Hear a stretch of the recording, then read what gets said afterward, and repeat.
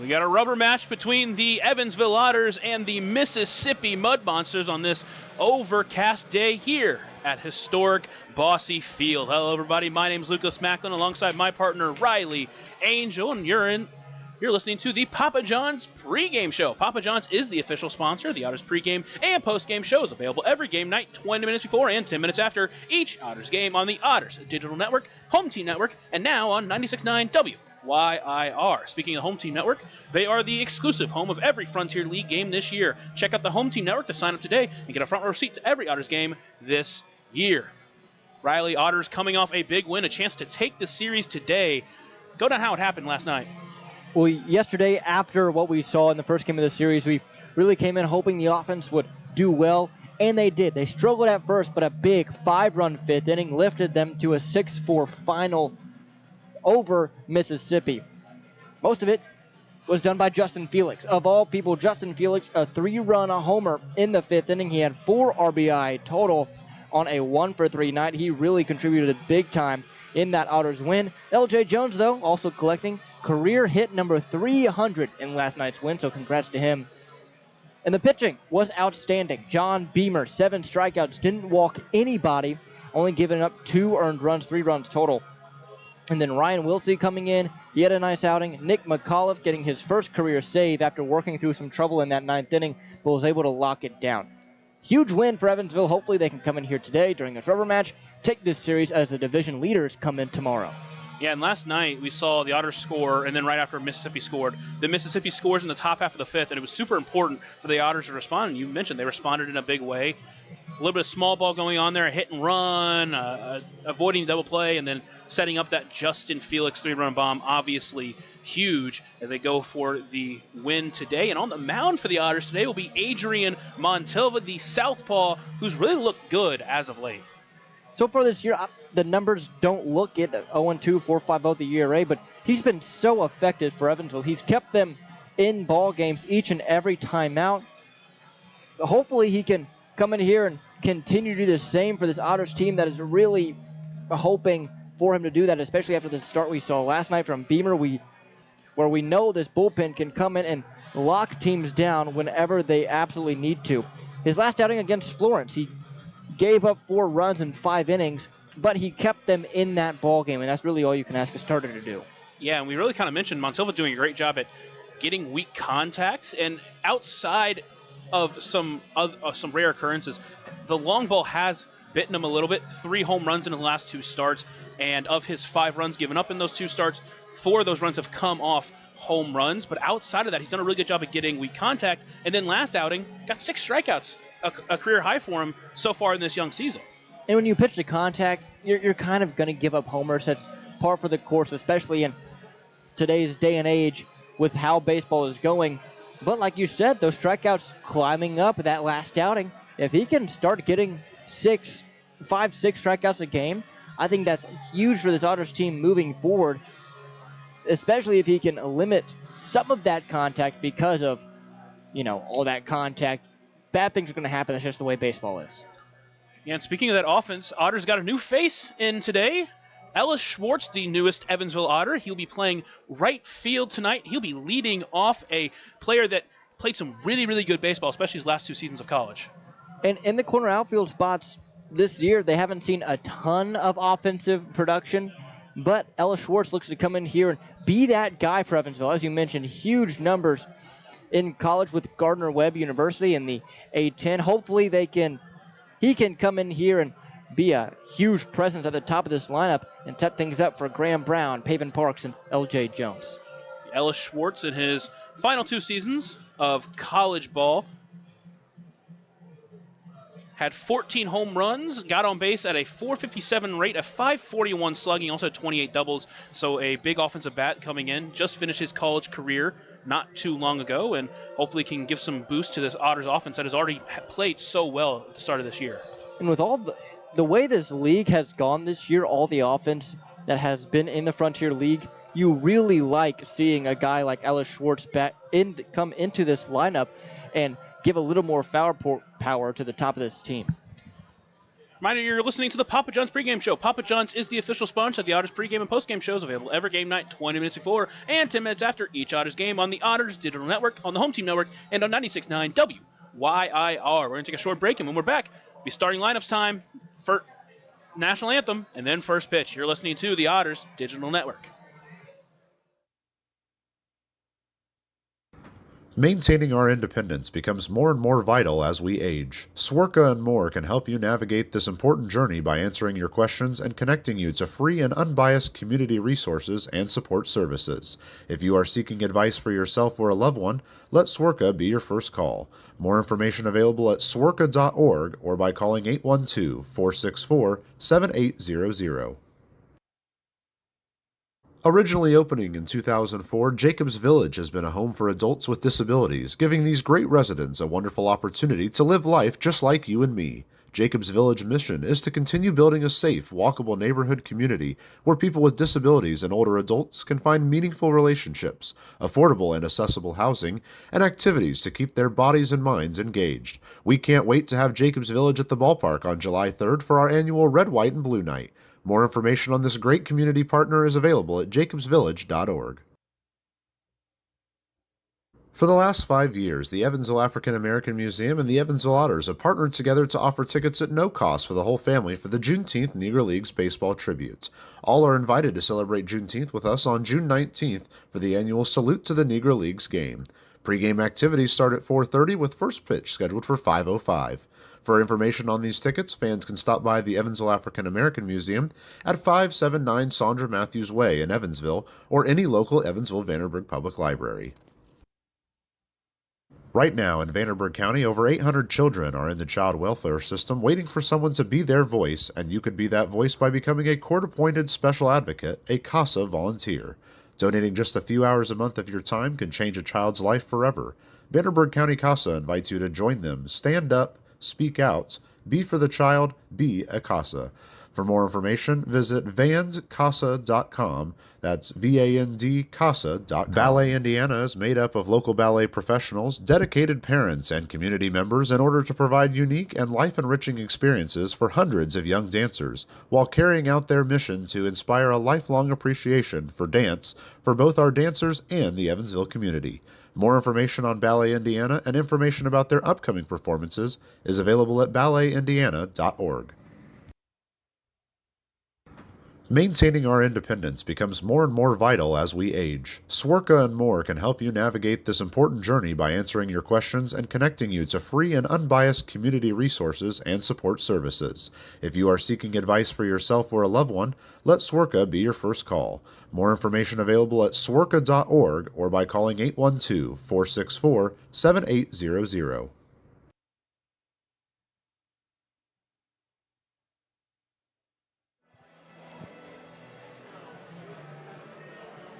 Welcome back into historic Bossy Field as the Evansville Otters take on the Mississippi Mud Monsters in this rubber match. Hello, everybody. My name's Lucas Macklin alongside my partner, Riley Angel. The Otters coming off a 6-4 win last night, trying to come back in this ball game and get a win. Starter on the mound for the Otters will be Adrian Montilva, the southpaw, with a 4.50 ERA on this young season, but he's looked really good out of the Otters rotation and tries to give another big start for them here.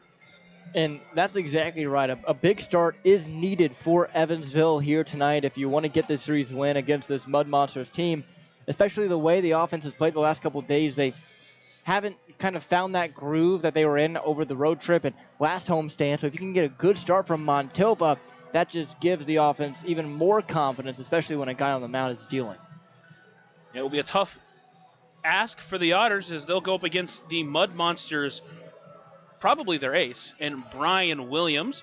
He's had 3 starts this year, pitching to a 3 ERA, does have a win in an 18 innings, giving up 6 runs, 5 walks to 19 strikeouts. So a guy that has done a really good job, at least so far in this season, keeping the walks down against a team like the Otters who love to draw at counts and get walks. And hopefully they can get to him early and drive him out of the game, because the past couple of days the Mud Monsters haven't used their bullpen a whole bunch. Zach Morris came in, tossed 2 innings yesterday in that close game and absolutely shoved, but other than that, everyone's just worked in one inning. So if they can get to this starter early and dig into that bullpen, I think that'll be the best course of action for this Otters team. Let's take a look at the starting lineups. First for the Mississippi Mud Monsters, leading it off once again, but being the DH today is Braylon Skinner. Batting second and playing third base will be Travis Holt. Batting third and playing center field today will be Kyle Booker. Batting fourth and playing second base will be Roberto Gonzalez. Batting fifth and in left field will be Samil De La Rosa. Batting sixth and playing shortstop will be Taekwon Forbes. Batting seventh and playing in right field will be Corel Paz. Batting eighth and catching will be Victor Diaz. And then rounding it out, batting ninth will be Nick Hassan. Mentioned that Braylon Skinner DHing today, and he has really dominated the Otters so far. 4 for 9, a double, a triple. That triple turned into a Little League home run after an error from the Otters, a couple of RBIs, and stolen 3 bases. So obviously it's going to be massively important for the Otters to keep him off base. It really is. And I think the reason he's DHing today instead of playing center field is he took a pitch off of his ankle yesterday, which might limit his movement a little bit. But we know that even with that, if he gets on first base, he's going to try and turn it into a double. That's just the type of player he is. So he's a huge tone setter at the top of this order for the Mud Monsters. And if Adrian Montova is able to start his day off right against that guy, good things to come. And we'll get into the Otters lineup in a second, but new face for the Otters, Ellis Schwartz in right field today. Just got signed and out of Gardner Webb, a huge player, a huge presence in right field. Obviously so much, he's already leading off here in the first game for the Otters. And that's kind of something the Otters have lacked so far this year, is a leadoff guy that comes in, steps in the box, and he has that big bat presence. You're starting to see a lot now where your best player is either hitting first or your best player is hitting second. We see that with big league clubs. I mean, for goodness sake, leading off for the Yankees has been Paul Goldschmidt, right? I mean, just the way baseball is played now, you want to have a huge bat presence in the top of your order and not just a guy who gets on base and can run fast, right? So I hopefully Ellis Schwartz can come in here and be that big presence that Evansville needs at the top of this lineup. So I mentioned Ellis Schwartz leading it off and playing in right field. Batting second is Graham Brown playing center field. Batting third and playing third base will be Paven Parks. Batting fourth will be L.J. Jones, and he'll be playing first base. Batting fifth and in left field will be Keenan Taylor. Batting sixth and catching today will be Logan Brown. Batting seventh and playing second base will be J.J. Cruz. Eighth and DHing will be Cohen Wilbanks. And rounding out the lineup and batting ninth will be the shortstop, Alay Camus. So a new spot for Camus today, but we talked about it. We talked about it pregame or before we even got to the pregame show. We really like that spot for him. I think it's a perfect fit. He's a guy, he's your traditional leadoff hitter. Bat-to-ball skill is fine. He's not a huge runner, but he gets on base at a good rate, especially with that bat-to-ball skill. And if you have a guy in the 9 hole, we talked about it a little bit yesterday with Cohen Wilbanks in the 9 spot, that can turn it over at a consistent rate and not just leave your top of the order guys just in kind of a funk when they come up to bat and you flip the lineup over. I think that's huge because at the end of the day, in the batting order, you only get to go through the batting order the way you want to one time, and that's in the first inning. Everyone else, who knows who's going to lead off the next inning, and if you can have a guy like Alay who can set the table for your big boys at the top, that's huge. That was the Papa John's pregame show. Papa John's is the official sponsor of the Otters pregame and postgame shows, available every game night 20 minutes before and 10 minutes after each Otters game on the Otters Digital Network, Home Team Network, and 96.9 WYIR. We'll let Zane Claude Felter go through the starting lineups, the national anthem, as we head towards the first pitch. You're listening to the Otters Digital Network. Number 13, Paven Parks. Batting fourth, the first baseman, number 20, L.J. Jones. Batting fifth, the left fielder, number 12, Keenan Taylor. Batting sixth and catching, number 28, Logan Brown. Batting seventh, the second baseman, number 17, J.J. Cruz. Batting eighth, the designated hitter, number 23, Cohen Wilbanks. Batting ninth, the shortstop, number 1, Alay Camus. Evansville Otters left-handed pitcher, number 50, Adrian Montilva.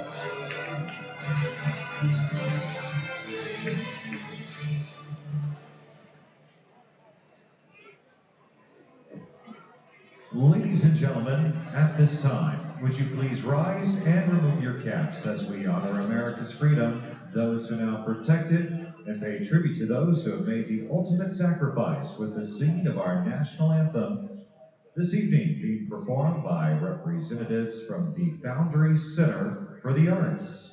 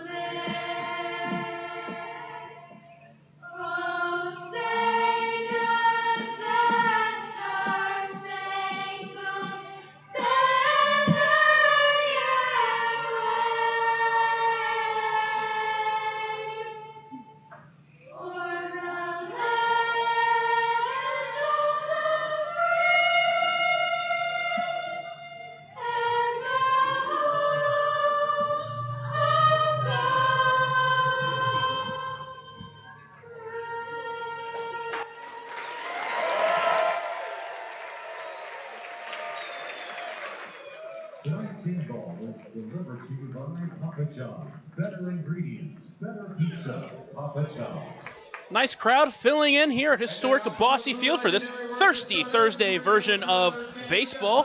Montilva heads to the mound as he prepares for his start. I mentioned he's done a great job this year at getting weak contact, and this will be his second time facing off against the Mississippi Mud Monsters. In fact, he got his first start in appearance in professional baseball against the Mud Monsters, and he really did pretty well in that performance. The Otters would not be able to win, but he pitched through 4 innings, gave up 2 earned runs, only gave up 3 runs, 2 of them being earned, walked 2, struck out 2, gave up 4 hits. Only pitched 58 pitches since then. He's gone 85 and 95, so be able to go longer in this one, and as they've gotten more and more comfortable with him on the mound. I think he's looked more confident as a starter since that appearance. So I don't necessarily think Montilva, even though it was only 3 starts ago, is the exact same guy out there, because he just has a different presence than he did his first couple of starts, a newfound confidence. And hopefully today he can go past that 5th inning. We haven't seen him past that 5th inning so far this year.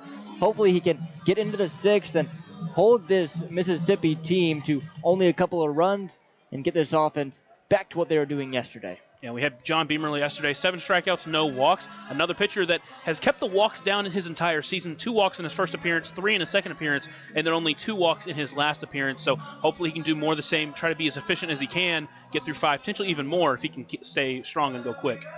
That's one of the strengths of Montilva, because he induces soft contact and he pitches quick. The pitch count doesn't get as high as what you might see some other guys go, but we'll see how it goes today against this Mississippi team. It'll be 3 left-handers in the lineup for Mississippi against this left-handed starter. It'll be 6 left-handed batters in the Otters lineup against the right-handed starter, Brian Williams. So this is, we said yesterday, with 5 lefties, probably the most the Otters have had in a game. They added 1 more, and now it's 6. And you'll have a stretch 6 through 1 where it's 5 straight left-handed hitters. And we saw that Mississippi comfortable with going to left-handed pitchers out of the bullpen, so we'll see if there's maybe any changes as we get to the latter half of this ball game. They do have 3 lefties out of the bullpen. We saw 2 of them yesterday, including Zach Morris, who was fantastic. 4 strikeouts through 2 innings. So obviously if he comes in, it'll be tough for the Otters. But here comes the first pitch in from Montilva. It's taken outside for a ball. And officially the first pitch into this Thursday edition of Otters baseball. Montilva starts behind 1-0 to the Mississippi DH today, Braylon Skinner. Next pitch is fouled back overhead. Now we got our first overhead foul ball. Brought to you by Heads Construction. Choose the best and never regret it. Choose the best, never regret it. Mentioned that Skinner so far in this series 4 for 9. A couple of extra base hits for him yesterday. Now the 1-1 pitch stays high and count moves to 2-1. Southpaw kind of starts in a stretch motion, but does a little bit of a wind up into the pitch. That one's lifted into left field. It is hooking, and it's going to hook all the way foul. So it's just a loud strike number 2. You mentioned it in the pregame show, but really nice crowd here tonight at Bosse Field, Thirsty Thursday, and giving away a free hat. So many reasons to come to the ball game. That pitch is fouled off. Ooh, right into some crowd.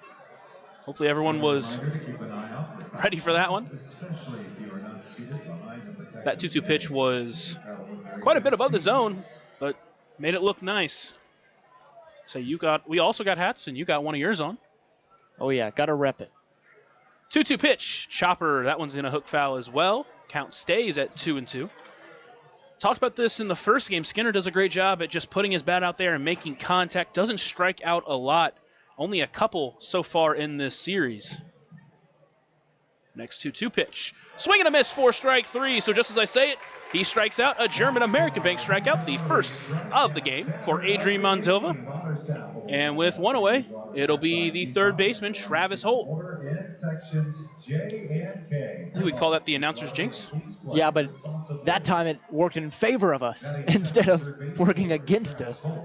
That was a bender that went below the zone and got him chasing. Now it's Travis Holt into the right-handed batter's box. He awaits the first pitch. That one in the dirt. And he'll start behind another batter 1-0.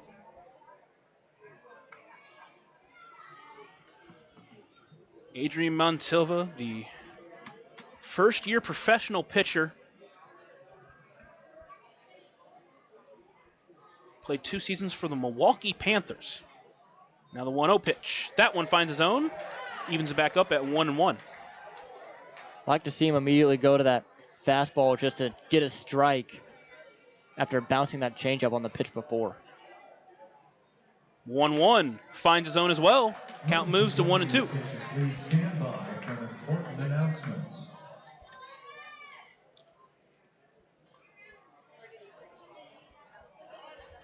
Quick time called by Travis Holt. Ladies and gentlemen, there's a car parked in the Deaconess Aquatic Center parking lot that is parked in a fire lane. You need to move your car. This will be the first game that Montilva will pitch to Logan Brown.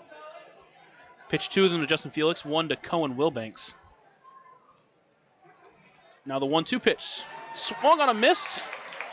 4 strike 3. Another German-American bank strikeout. His second of the game in as many batters. And with 2 away, it'll be Kyle Booker. Man, we were talking about how much contact he induces, but just like that, 2 strikeouts. And also, I have no idea how Logan Brown behind the plate held on to that one as it was foul tipped into his glove on a breaking ball that was pretty much 1.5 inches above the dirt. But it's what good catchers do.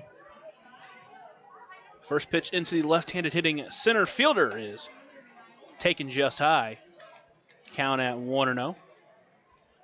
I like the approach here. Going with a lot of first pitch spinning stuff.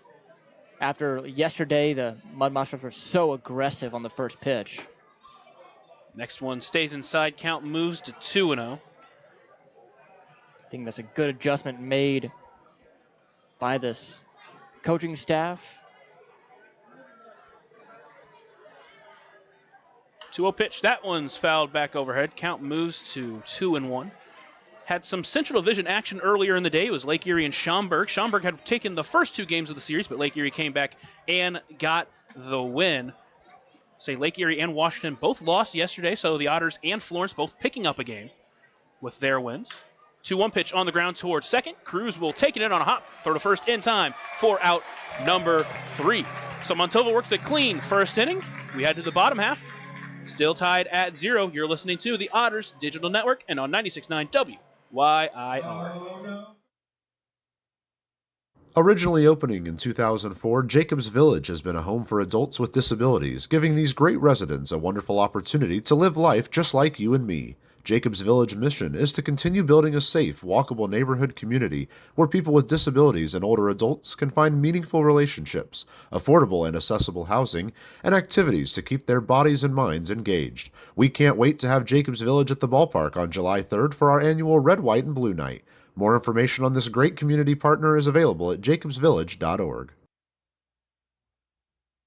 For the last 5 years, the Evansville African American Museum and the Evansville Otters have partnered together to offer tickets at no cost for the whole family for the Juneteenth Negro Leagues Baseball Tribute. All are invited to celebrate Juneteenth with us on June 19th for the annual Salute to the Negro Leagues game. Pre-game activities start at 4:30 with first pitch scheduled for 5:05. For information on these tickets, fans can stop by the Evansville African American Museum at 579 Sandra Matthews Way in Evansville or any local Evansville-Vanderburgh Public Library.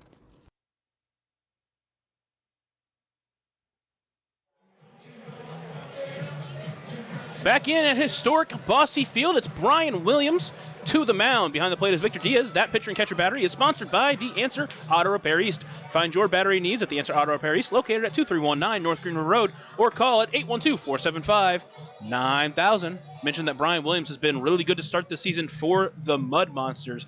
Otters are going to have to do some work to try to get into them, hopefully early in this game. And the big thing that jumps out to me about Williams, 19 strikeouts, just 5 walks so far this year. So he's striking out a lot of guys, but not letting a lot on via the free pass. And that's in 18 innings pitched. So he's averaging a strike, just over a strikeout an inning. And he's 1-1 in 3 starts. Hopefully he's 1-2 after today. Mentioned that Ellis Schwartz leading it off for the Otters. And welcome to the professional ranks. He gets a time clock violation for his first strike, so he starts behind 0-1. What a way to start.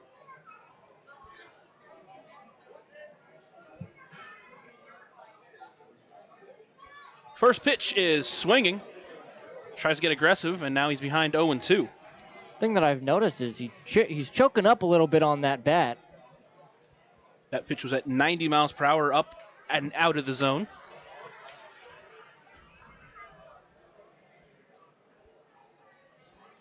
0-2 pitch stays high. Count moves to 1-2.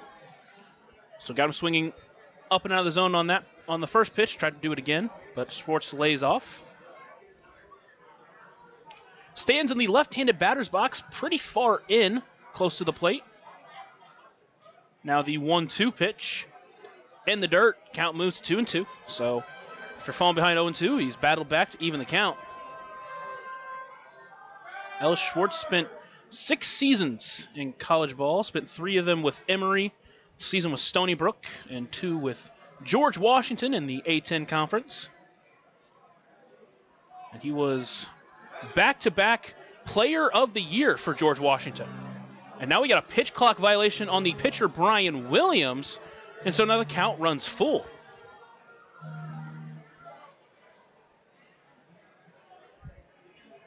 Williams comes set and delivers the payoff pitch into Schwartz. Fouls that one off as he stays alive. Tell you what, Schwartz is swinging hard here in this first at-bat. I mean, that's both of his swings. His helmet is nearly fallen off. Mentioned his last 2 seasons with George Washington had a combined .551 slugging percentage. Trying to give off a good first impression for the Otters here.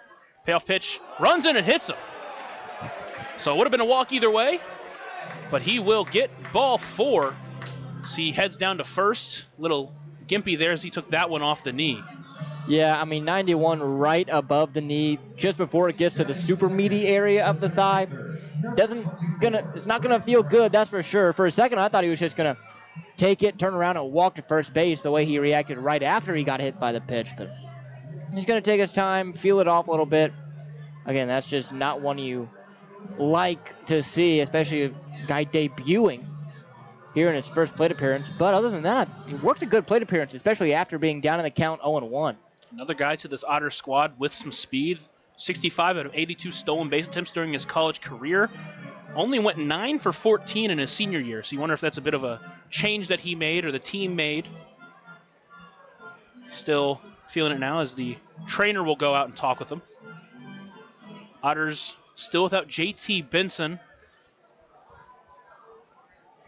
Obviously without David Mendham as well, so Ellis Schwartz brought in to really fill in some time. Still standing over at first. It's Graham Brown awaiting. So he'll step into the right-handed batter's box as Schwartz goes to first base. Brown, really been the star for this Otters squad. A little bit of a slow start here, 1 for 8 in this series. He's drawn a walk as well. And now the first pitch into the right-handed center fielder. He's taken for a ball. Max Langley behind the plate. First two umpires of this series calling pretty decent zones. So hopefully he can do more of the same here. Next pitch lifted high into the air into the left center field. Tracking it, it will be Kyle Booker, and will bring it in for out number 1. A ball that Graham Brown seemingly just missed. Yeah, and that's one where, you hit that a fraction of an inch higher on the barrel, lower on the barrel, I think. That thing's out of here.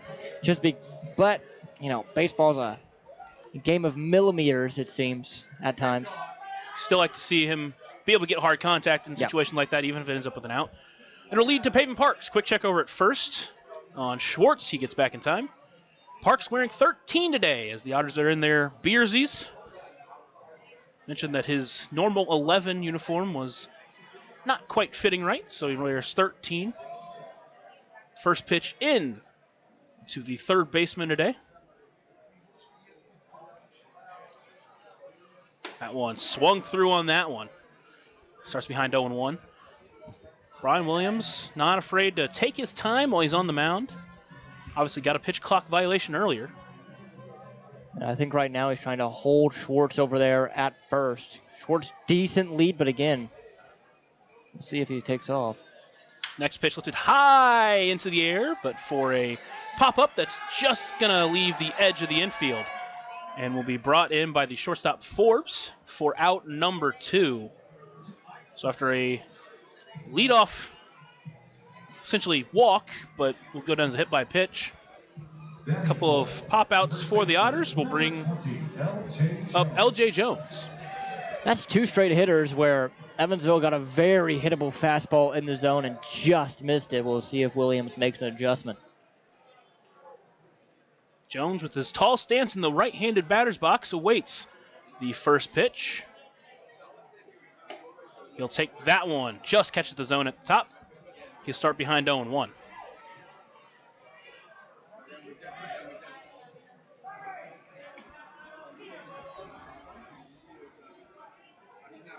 Mentioned that Jones collected his 300th hit of his professional career yesterday.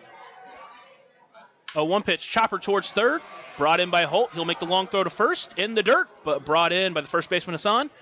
Will end the inning for the Otters to get a runner on, but do nothing with him.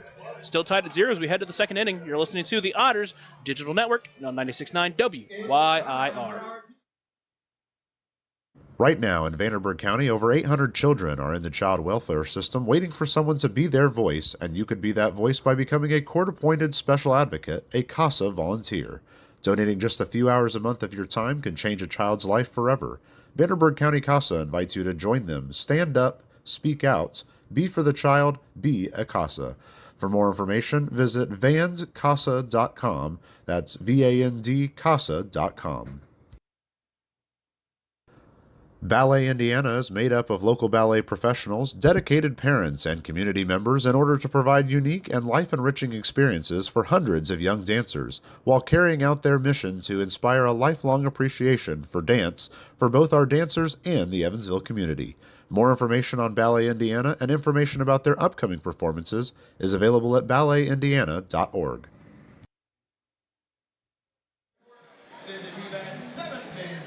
Adrian Montalva back out there for another inning of work. It's Logan Brown behind the plate. That pitcher and catcher battery is sponsored by the Answer Auto Repair East. Find your battery needs at the Answer Auto Repair East, located at 2319 North Green River Road, or call at 812-475-9000. So a great first inning of work for Montalva. He comes out for another one, trying to keep these Mississippi Mud Monsters bats quiet. Yeah, I mean, he did a good job there in that first inning, quickly sending them down 1, 2, and 3 with 2 Ks. And that top 3 really is, I mean, it is for most lineups, but it stands out how much better that top 3 has been this year compared to the rest of this lineup. So I think that's a good sign for Montalva. The only guy that, statistically is a real threat is Samil De La Rosa. Now, I say that, and now the 9-hole hitter is going to, smack a homer tonight, but I'll stand by it. It'll be Roberto Gonzalez up to the plate, another one that has done some damage this week so far. Takes first pitch high for ball 1, starts behind 1-0, does Montalva. He's gone 4 for 8, hit a solo shot in game 1, or in last night's game, rather, I should say. 1-0 pitch is taken just outside, count moves to 2-0. So Montalva trying to work quickly here. Already set, and now in the motion, delivers. Chopper back up the middle. That's going to get through for the first hit in this ball game. Gonzalez stays hot in this series. Next is Samil De La Rosa. You mentioned had a home run in game 1, a 2-run shot. Did pinch hit last night, but didn't do anything with it. Batting fifth in left field, 24, Samuel De La Rosa.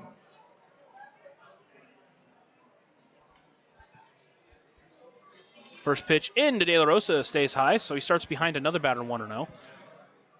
One of the good things about Montalva is his stretch position not too much different than his abbreviated windup, so we shouldn't see too many inconsistencies. Next pitch finds the zone, evens it back up at 1-1.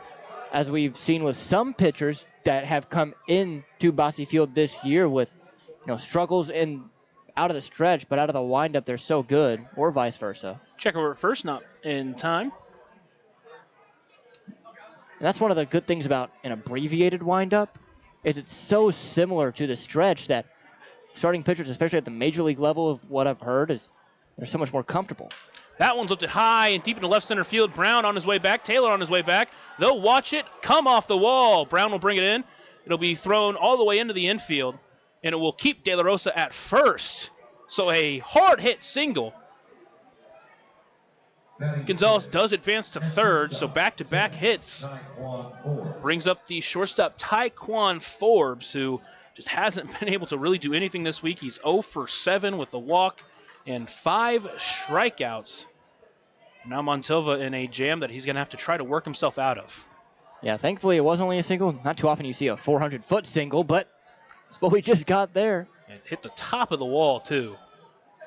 So Montalva from the stretch delivers the first pitch into Forbes. That one is taken just outside. Count it 1-0.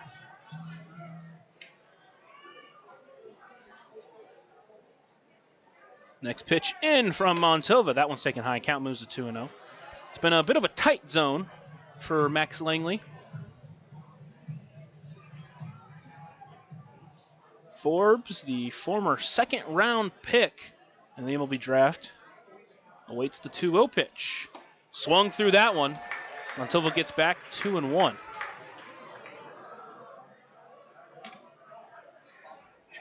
Mentioned his rough start to this season. Currently batting 103.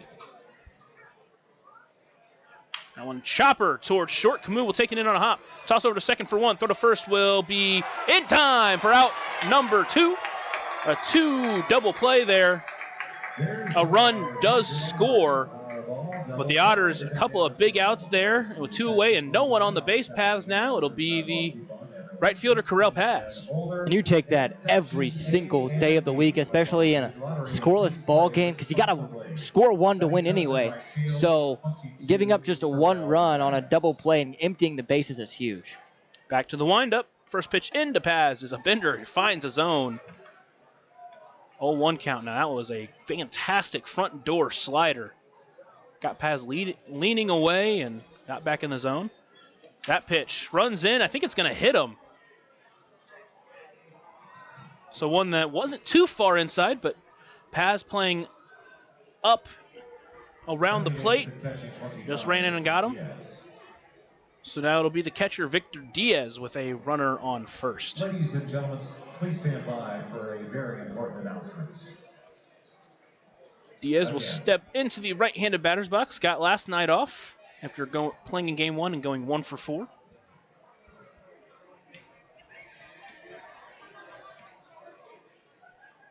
First pitch into Diaz, a chopper. It's going to go foul. Vehicles parked in the Deaconess lot that are parked illegally. You will have 10 minutes to move your car, or the car will be towed.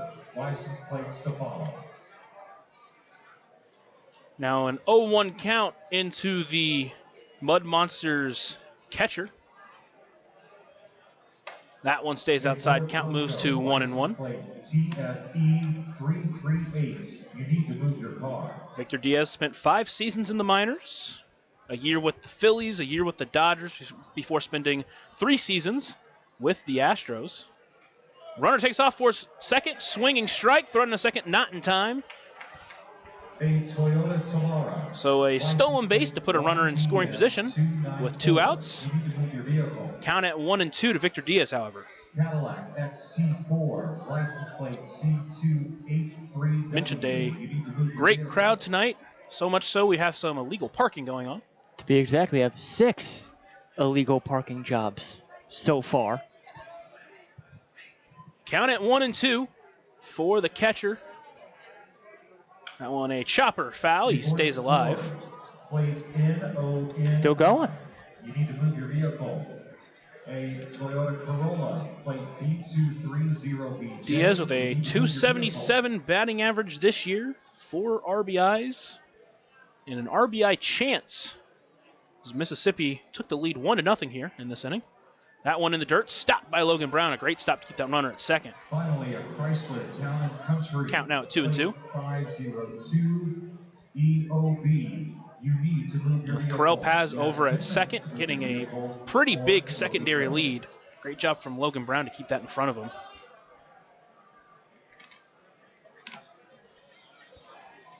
Montilva set. He'll deliver the 2-2 pitch into the catcher. That one stays high. Count runs full now. Just doesn't seem like Montilva's gotten the feel for the breaking stuff quite yet. It's kind of been all over the place. Even the good ones, they've been left over the middle. Payoff pitch into Victor Diaz. That one stays low. So a walk now for Montilva will put runners on first and second. And bring up the 9-hole hitter, Nick Hassan. A lot of traffic in this inning, but still have a chance only to get out of it with just a 1 run allowed. And hopefully they are able to do that here against Hassan. Montilva, we know, can work out of traffic, and he's a strike thrower, so whatever he's dealing with right now on the mound, we know he's going to work through it. Hassan steps into the right-handed batter's box, awaits the first pitch. Lifted high and deep into center field. Brown on his way back to the track and will bring it in. A nice running grab from Graham Brown. Mud Monsters do get 1, but Montilva does some good work to work out of trouble.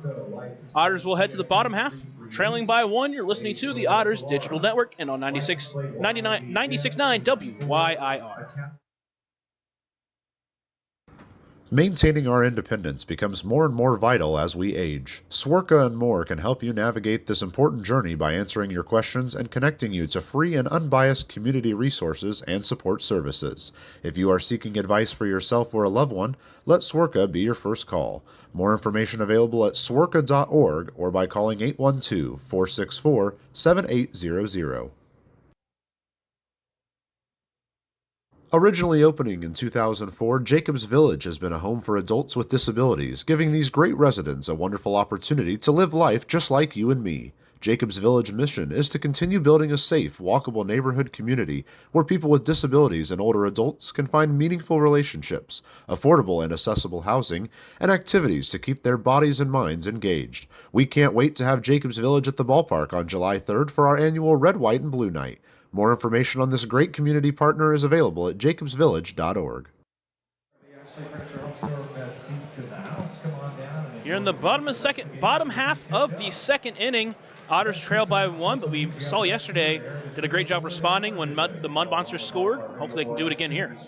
Yeah, you really hope so. And it all starts with Keenan Taylor here in this inning, who has been so good this year, and we'll see if he can continue his hot streak at the plate here in this bottom half of the second inning. As you mentioned yesterday, both of these teams responded very quickly to each other, especially in the early part of the game.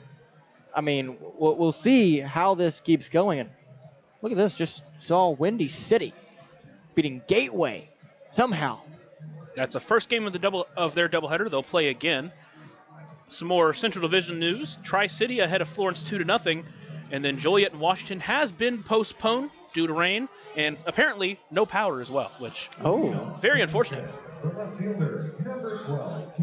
As you mentioned, Keenan Taylor steps into the box. He's been red hot to start the year. He's been red hot to start the game, or start this series, rather. He's 4 for 6 with 3 RBIs and a home run.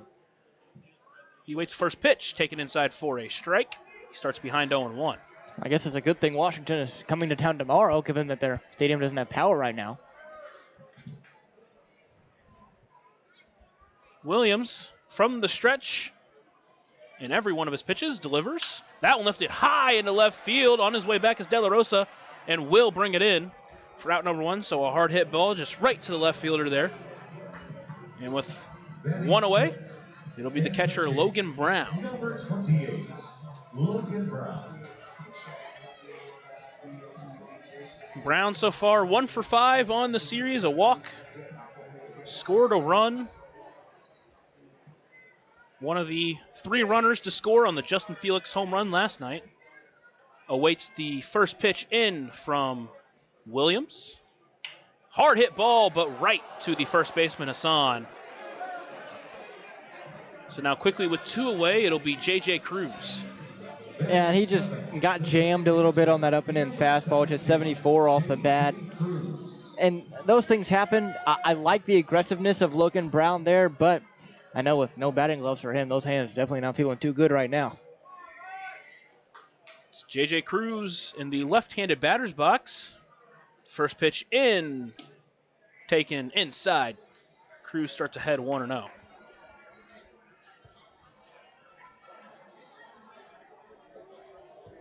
Cruz trying to stay hot as he's been playing some great ball these last few series. That one lifted high into the air into right field. Correll Paz will move to his left and will camp under it and bring it in for out number 3. So the Otters go 1-2-3 in the second. We head to the third. Otters trail by 1. You're listening to the Otters Digital Network and on 96.9 WYIR. For the last 5 years, the Evansville African American Museum and the Evansville Otters have partnered together to offer tickets at no cost for the whole family for the Juneteenth Negro Leagues Baseball Tribute. All are invited to celebrate Juneteenth with us on June 19th for the annual Salute to the Negro Leagues game. Pre-game activities start at 4:30 with first pitch scheduled for 5:05. For information on these tickets, fans can stop by the Evansville African American Museum at 579 Sandra Matthews Way in Evansville or any local Evansville-Vanderburgh Public Library. Right now in Vanderburgh County, over 800 children are in the child welfare system waiting for someone to be their voice, and you could be that voice by becoming a court-appointed special advocate, a CASA volunteer. Donating just a few hours a month of your time can change a child's life forever. Vanderburgh County CASA invites you to join them. Stand up, speak out, be for the child, be a CASA. For more information, visit vandcasa.com. That's VAND-CASA.com.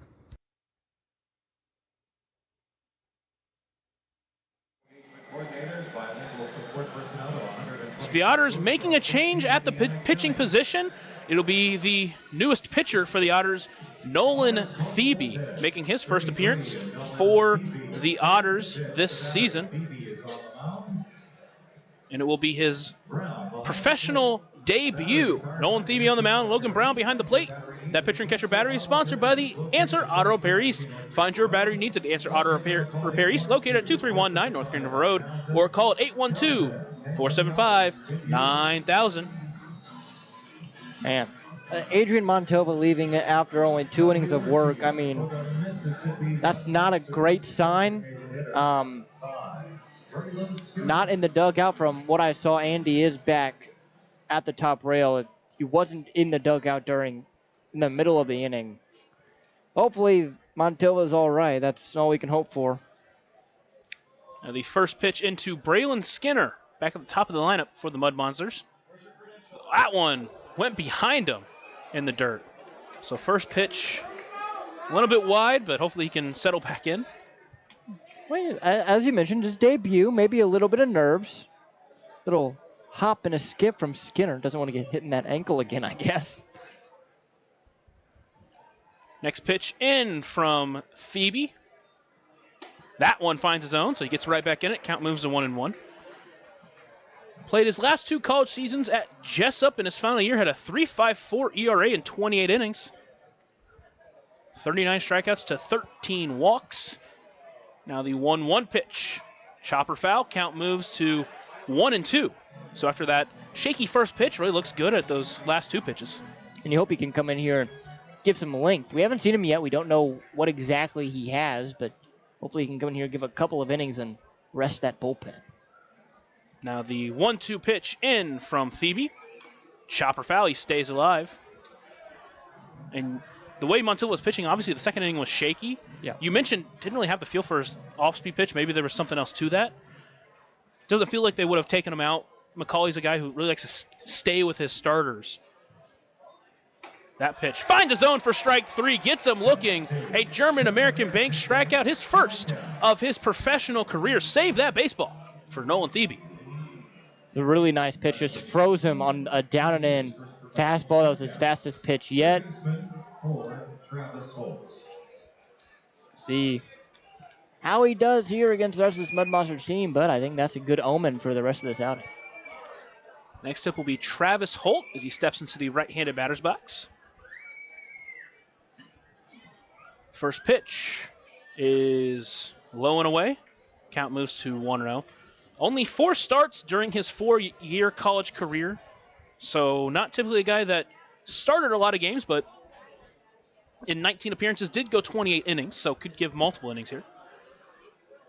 Next pitch finds his own. Count moves to 1-1. This is obviously a very good sign, and you'd love to see him try to work quickly here if he can get through 2 or more for the Otters. Next pitch, low and away again. Count moves to 2-1. Otters yesterday used Wiltsey for an inning, Grafe Hughes for 2, and McAuliffe for an inning.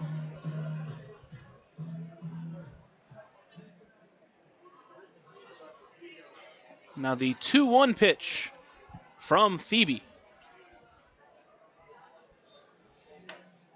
That one just misses away. Count moves to 3-1.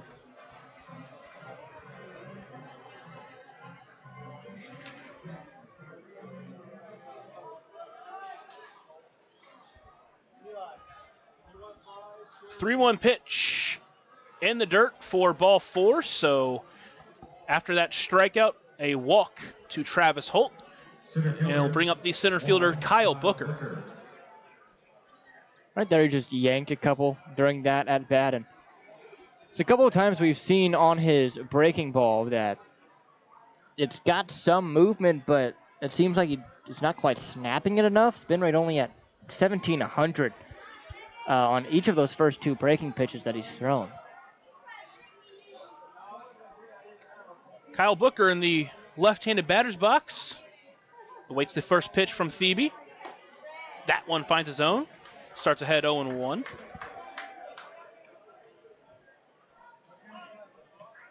Travis Holt over at first. Got a pretty big secondary lead after that first pitch. Only stolen 2 bases so far this year. From the stretch, next pitch from Phoebe. That one fouled back, and he's ahead of Kyle Booker, 0-2 here. So it looks like the fastball, he's throwing really well right now, and he's doing a good job at getting it by these batters. See where he goes here on an 0-2 count into the center fielder today.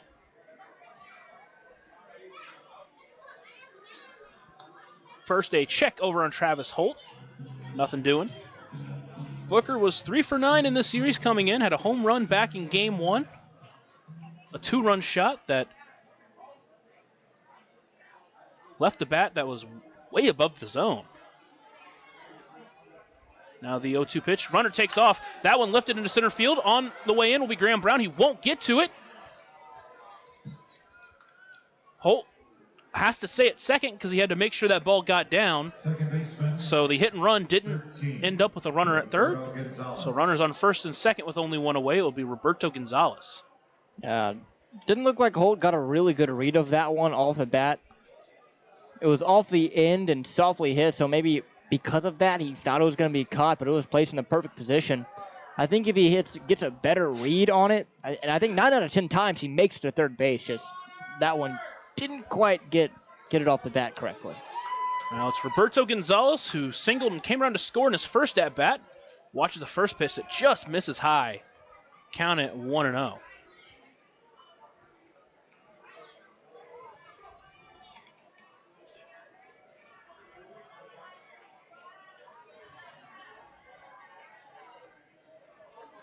Check over at second on Holt. Nothing doing.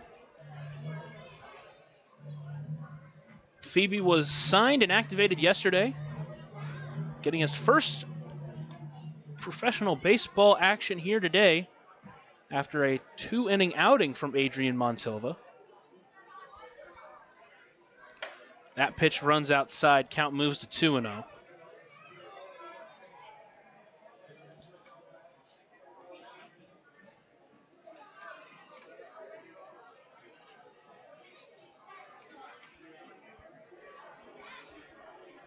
From the stretch, he'll deliver the 2-0 pitch. That one finds his own. Count moves to 2-1.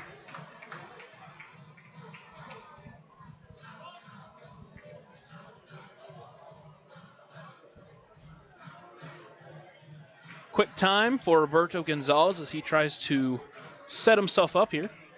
He'll stand outside the circle and step back in.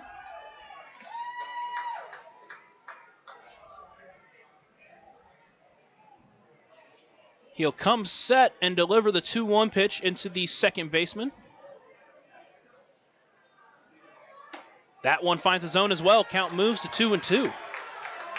Again, this fastball is done pretty well, fooling these hitters as well, getting him to swing behind it. And even the hit that he did give up was off the end of the bat, as you mentioned. A soft looper into center field. Now the 2-2 pitch. That one ripped into left field, but it's going to hook foul off the third base picnic tent. Had Booker at 2 strikes, but Booker was able to work out a single. Now in a 2-2 count with Roberto Gonzalez. We'll see how Phoebe attacks Gonzalez. Mentioned he's 4 for 8, now 5 for 9 on the series. 2-2 pitch. That one stays just high. Count runs full now.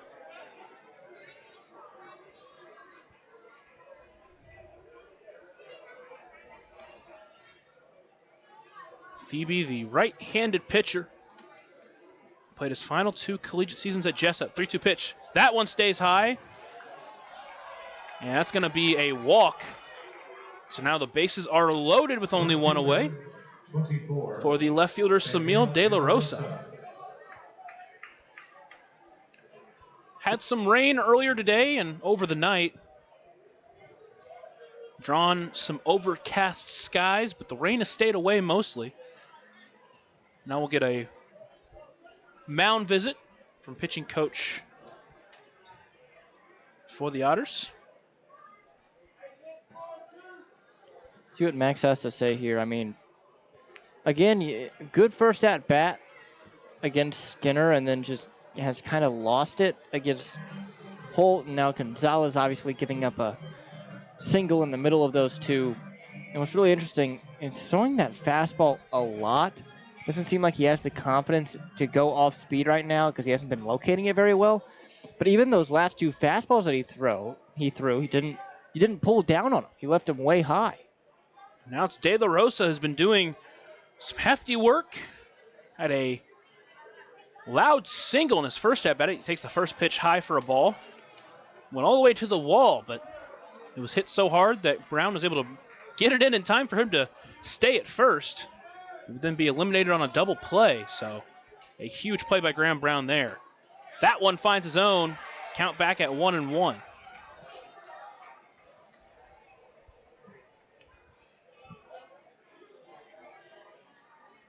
Mud Monsters up 1-0 here in the top of the third as they threaten with the bases loaded and one away. 1-1 pitch. That one's fouled back.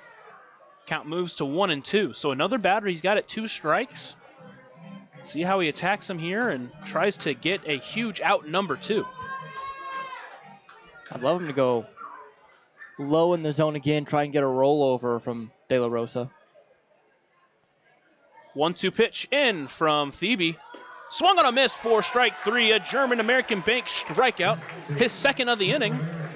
And now with 2 big outs, it'll bring up the shortstop Taekwon Forbes. Well, now you're just 1 out away from getting out of this mess.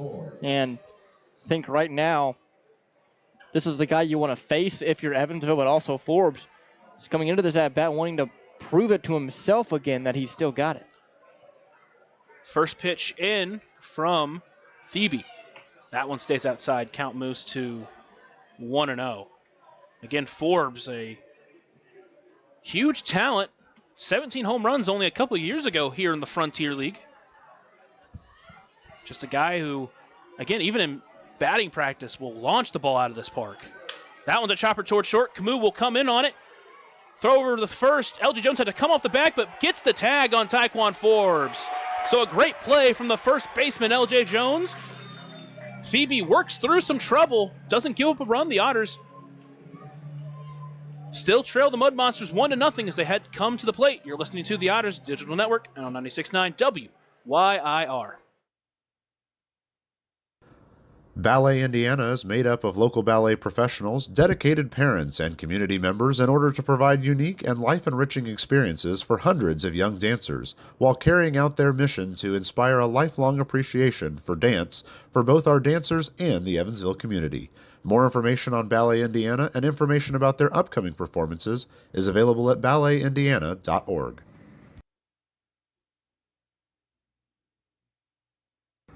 Maintaining our independence becomes more and more vital as we age. Swerka and More can help you navigate this important journey by answering your questions and connecting you to free and unbiased community resources and support services. If you are seeking advice for yourself or a loved one, let Swerka be your first call. More information available at swerka.org or by calling 812-464-7800.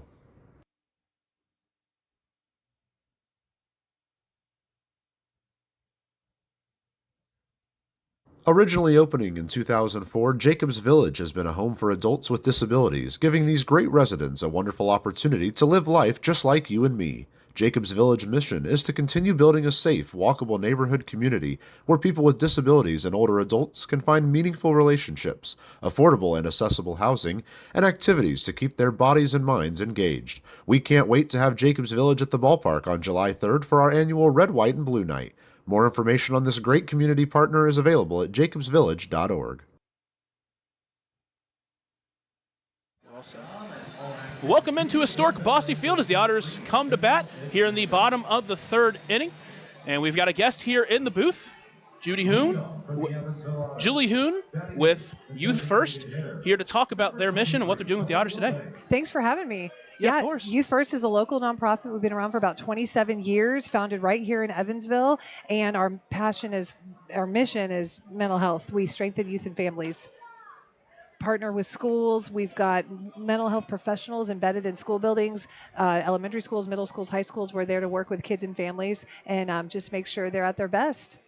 That's an awesome mission, because I know it's a big push, especially through school, with all they have to work with and everything between school and potentially work, depending if they're doing work in high school and sports and projects and all of that. I can't imagine. I remember. I mean, obviously, I went to high school, and I remember even in college was so much going There's on. Pressure, anxiety, yes, and kids have a digital presence now too. Social media and phones are a big part of our life, and there's a lot of stress around that too. Yeah, I remember I didn't really have much of that up until I was junior high into high school. So I can't imagine, especially as young as in first and second grade, and having phones and social media and all that stuff. It can be a huge strain on them. Yep, and we talk about an anxious generation. We have adults who are fully wired and busy, and then we're raising kids that are busy, and so we're here to help them be supported, be strong, think about the coping, and just bright futures ahead. It's pretty cool. Yeah, if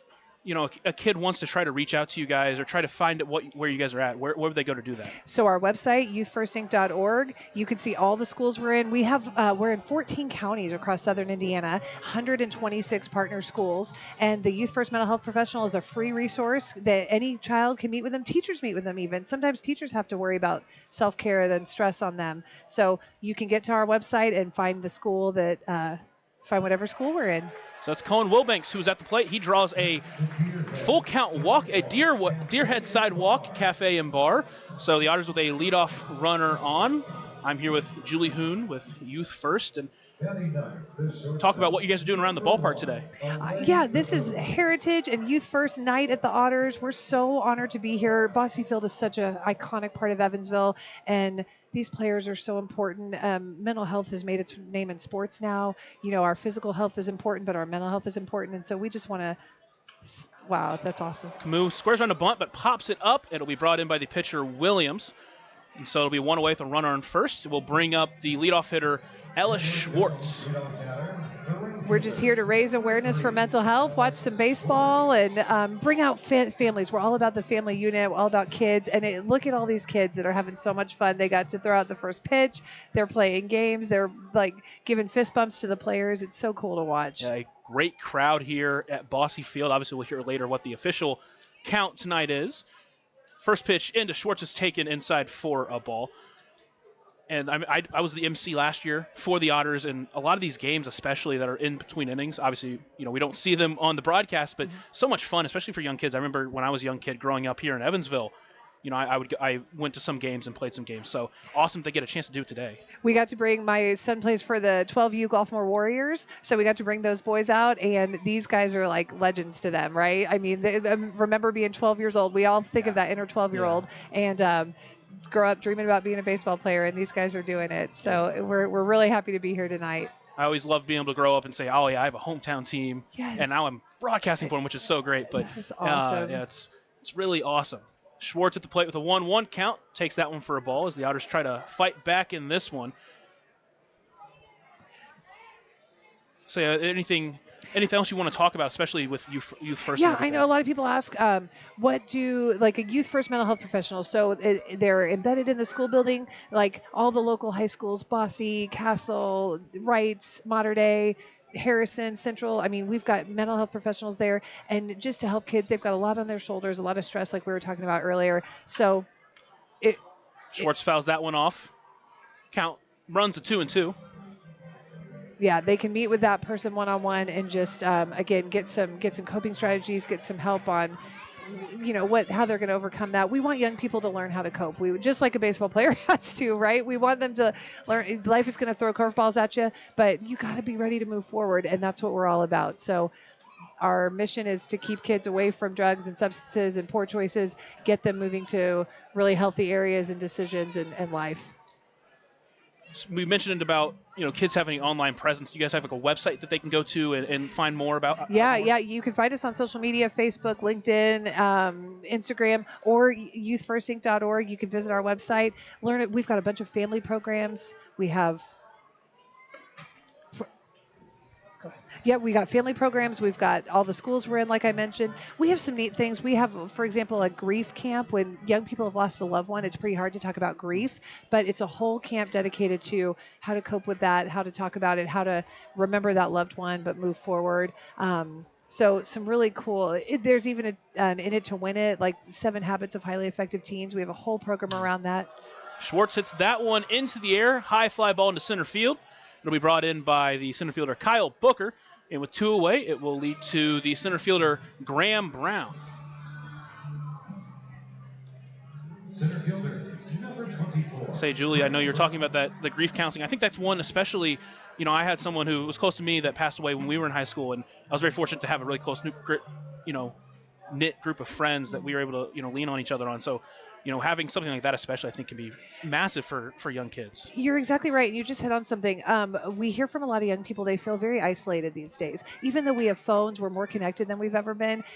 It's a very isolating world when you're home alone on that phone, or feeling lost in social media, or feeling bullied, picked on, maybe not alone. So to have that support group is key. And we have a lot of young people that don't have that. Maybe they don't have parents in the picture. They don't have friends helping them out. So that's a great point.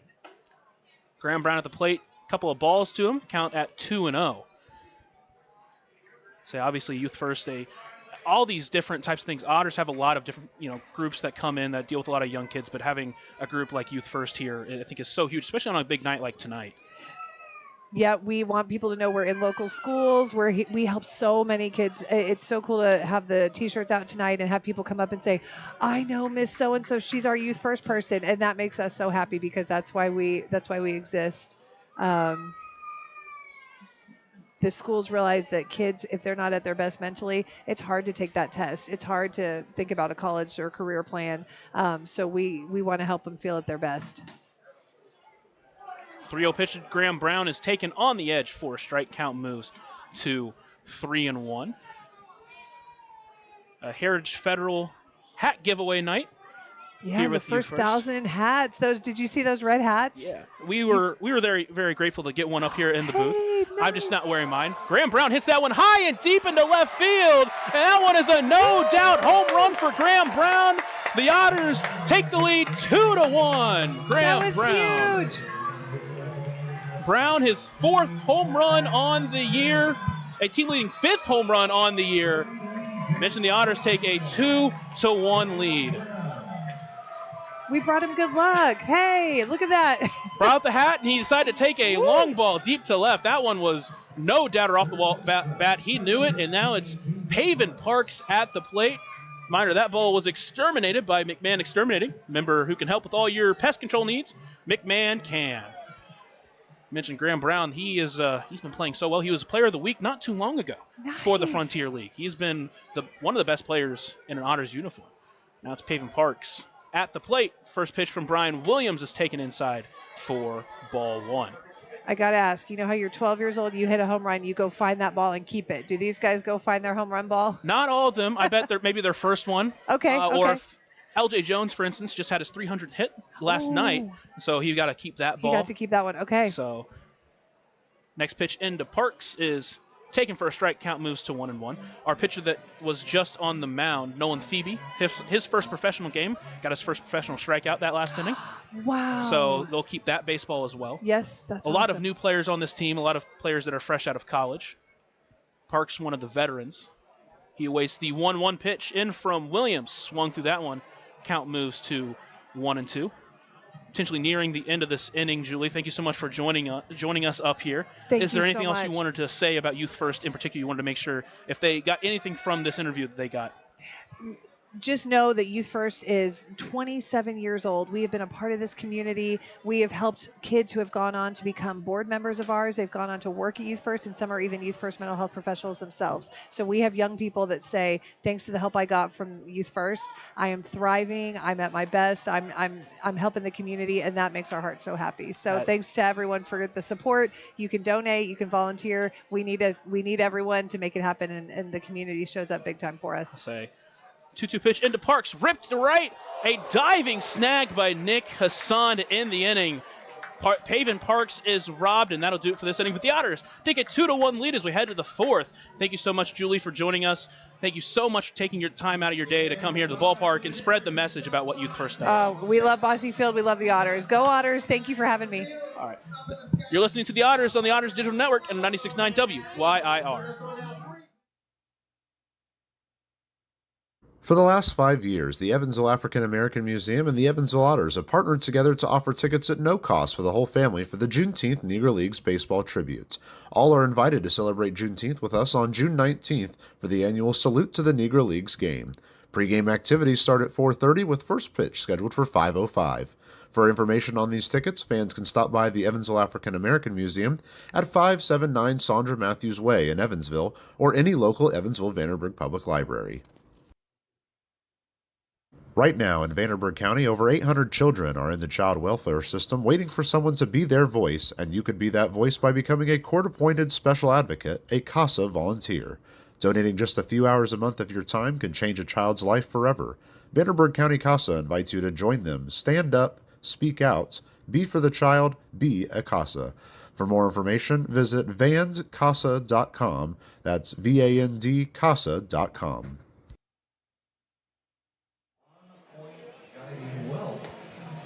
Back here inside historic Bossy Field for the top half of this fourth inning, Graham Brown goes yard and gives Evansville a 2-1 lead in the bottom half of the third.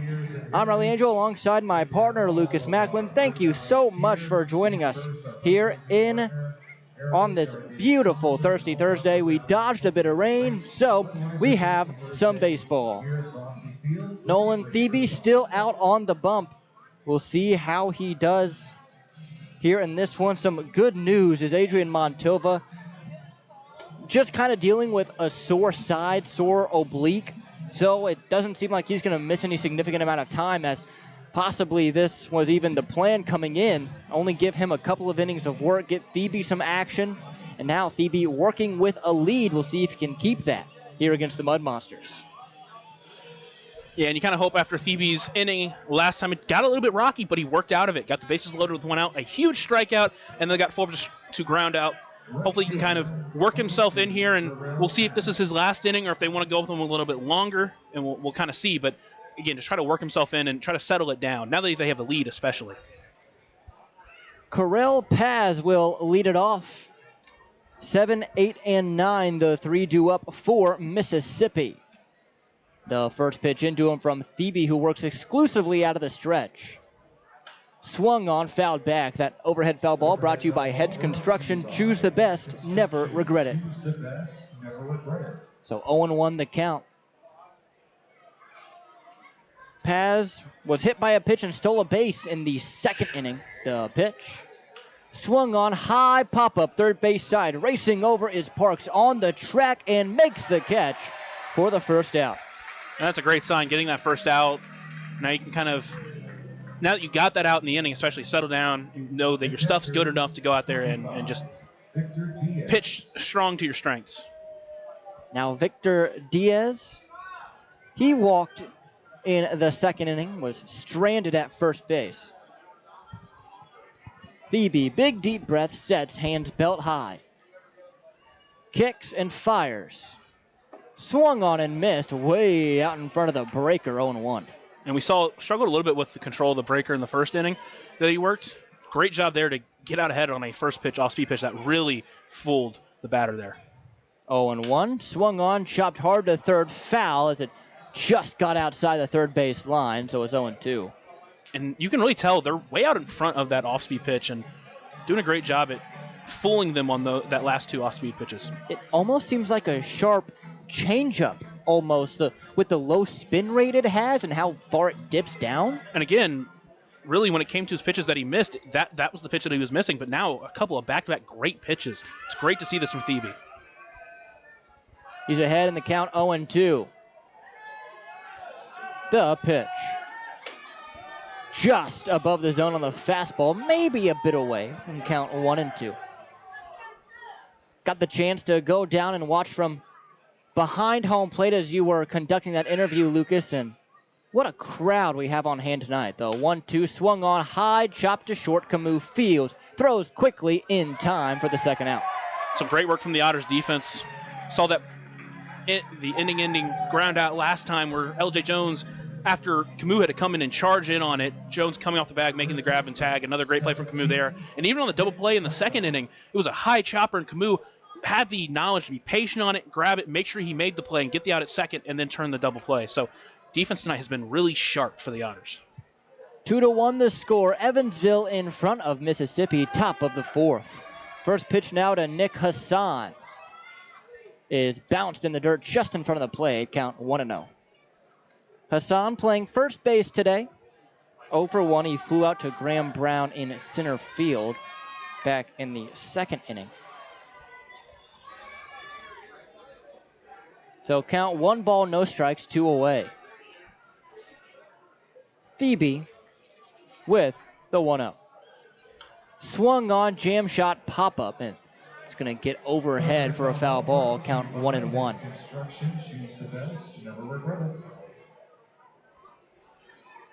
Thebe, one of the recent acquisitions for Evansville. A lot of moves this week for the Otters. The 1-1 pitch.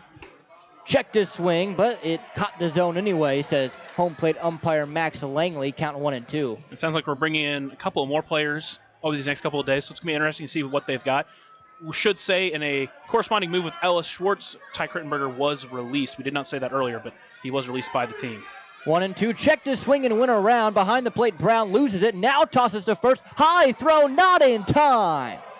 L.J. Jones midair as Nick Hassan touches down on first base, and it's going to be a strikeout, but a runner on.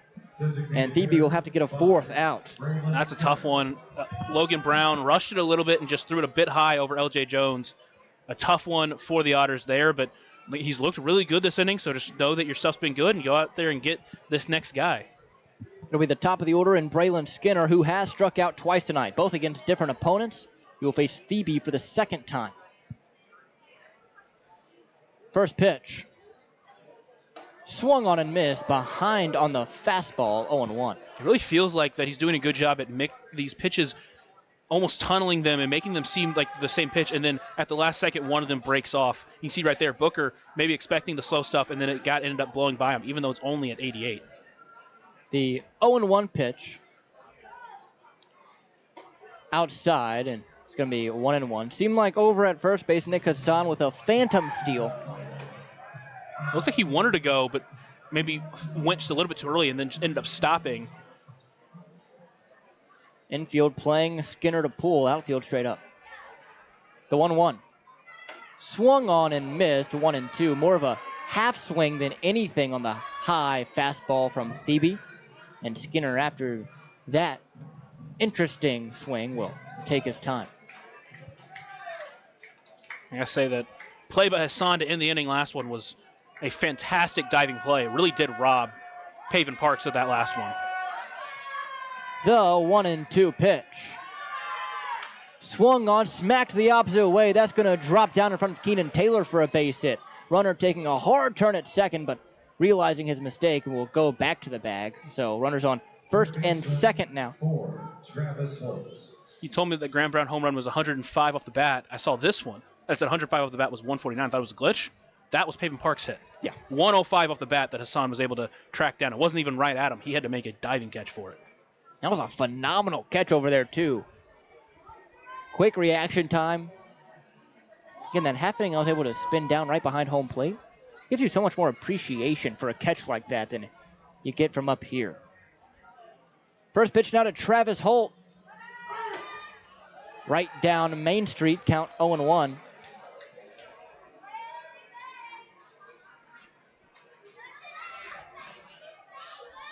Holt walked in his last plate appearance. Other than that, has struck out, so 0 for 1 officially. The 0-1 pitch to him. Swung on, fouled back, and at the plate. It's going to be 0-2 now. So Thebe working ahead of these hitters, getting ahead, just a little bit of trouble here in this fourth inning after what should have been out number 3. Ended up with Nick Hassan at first base on the drop third strike, and then just then a 2-out opposite field single from Braylon Skinner. Thebe, deep breath, sets, hands belt high. The 0-2. Thought about it, just missed outside, and it's going to be 1-2. What a take there from Travis Holt. That is a tough one to take. That was in the zone for 98% of the time. It was to the plate and then cut off at the last second. Yeah, and Skinner's hit, by the way, was just one of those 2-strike, throw your hands out there, and it falls in front of Keenan Taylor. So something we've seen him do a couple of times so far this series. No one holding him at first as there is a runner on second. Stepping off is Thebe. A quick look back towards Hassan at second, who was taking a huge jumping lead. See if he does the same here, as already one disengagement against Thebe. The 1-2. Swung on, high fly ball to right. Over to it is Schwartz near the line, pretty deep, and makes the catch. So that ends the top half of the fourth. Mississippi strands 2 and doesn't score. 2-1 Otters on the Otters Digital Network in 96.9 WYIR. Ballet Indiana is made up of local ballet professionals, dedicated parents, and community members in order to provide unique and life-enriching experiences for hundreds of young dancers, while carrying out their mission to inspire a lifelong appreciation for dance for both our dancers and the Evansville community. More information on Ballet Indiana and information about their upcoming performances is available at balletindiana.org. Maintaining our independence becomes more and more vital as we age. Swerka and more can help you navigate this important journey by answering your questions and connecting you to free and unbiased community resources and support services. If you are seeking advice for yourself or a loved one, let Swerka be your first call. More information available at swerka.org or by calling 812-464-7800.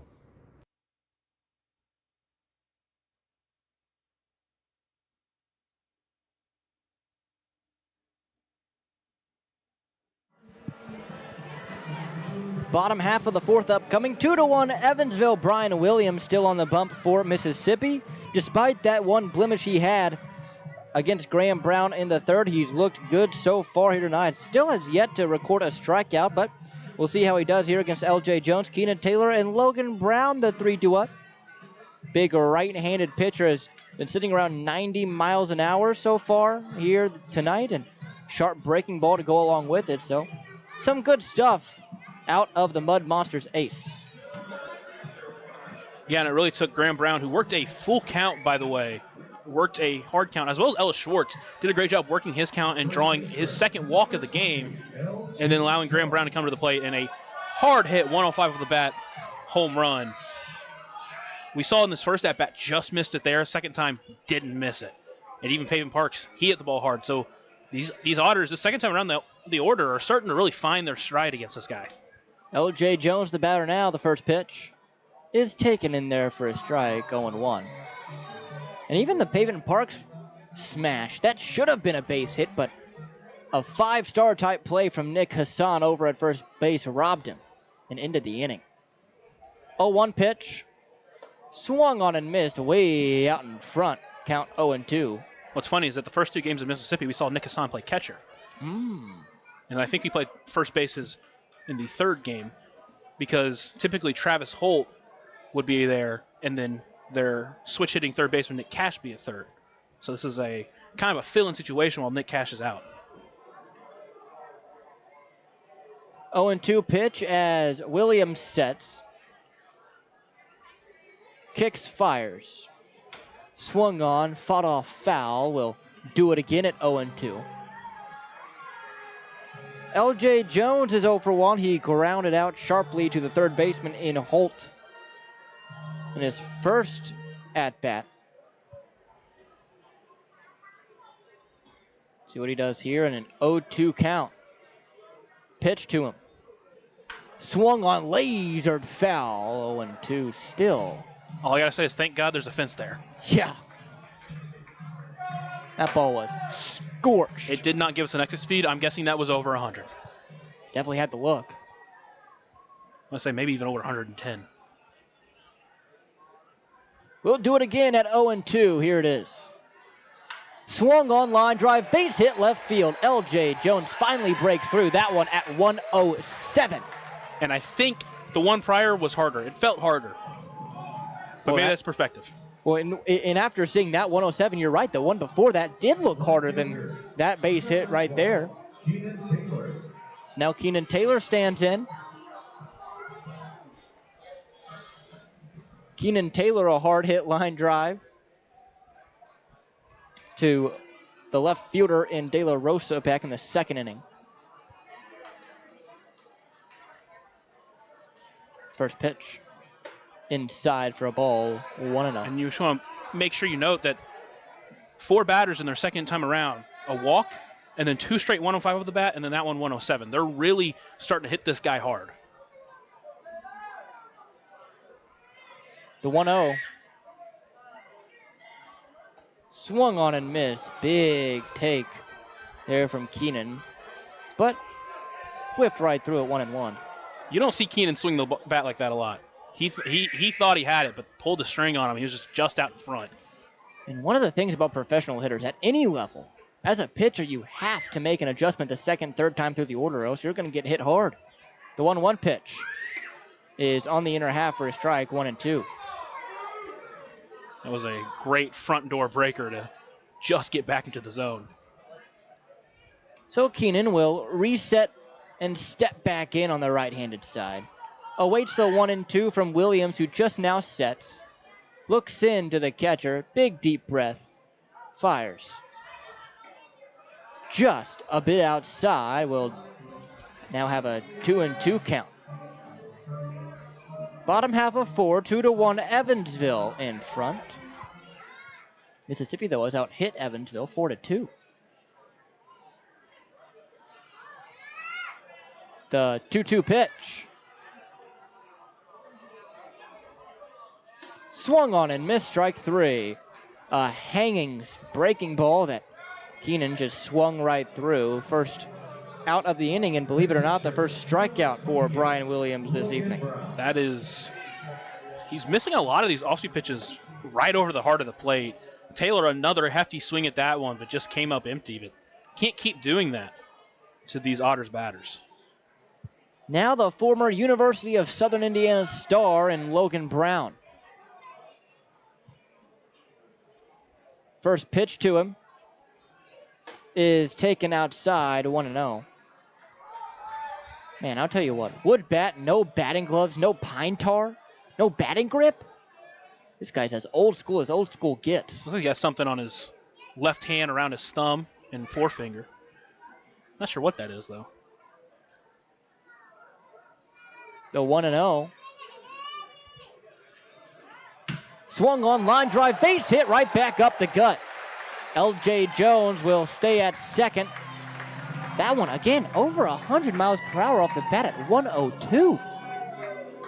That is, it's a little bit alarming right now. I mean, there's a lot of hard hit balls, and we've kind of seen it the entire game. A lot of hard hit balls off the bat of these Otters batters. They must see something and are communicating to each other in the dugout about Williams, but for the Otters, a great sign these past couple of innings. Now J.J. Cruz, the batter, he's 0 for 1, flew out to right in his first at-bat, the first pitch, taken high and away for a ball, 1-0. You almost start to wonder if that fastball's a little bit flat today, the way they've been hitting the ball. Might be something like that. I'm not sure.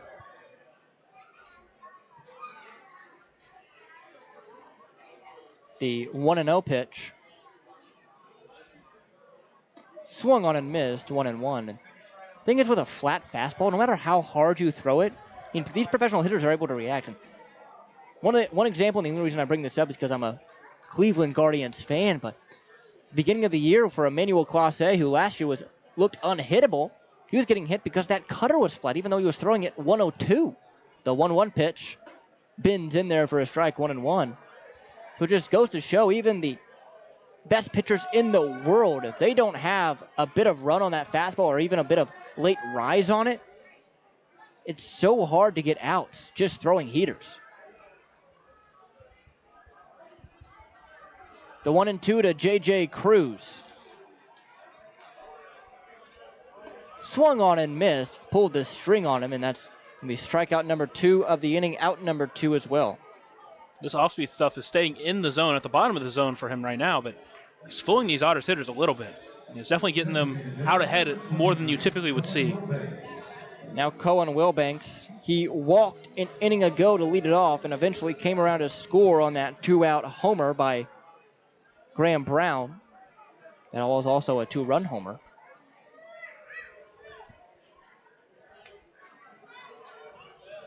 First pitch to the left-handed hitter in Wilbanks. Missing outside, count 1-0. A lot of first pitch fastballs from Brian Williams and then going to the off speed right after that.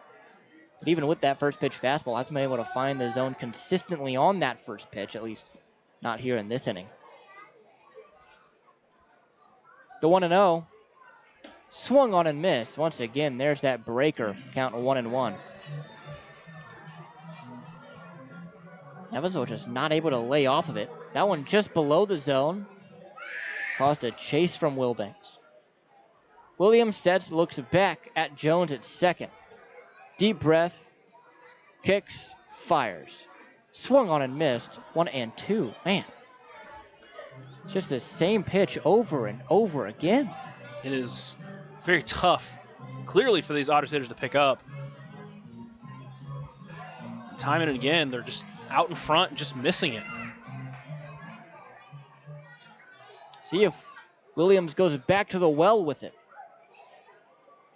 He sets once more. He has a 1-2 count on Wilbanks. Here's the pitch.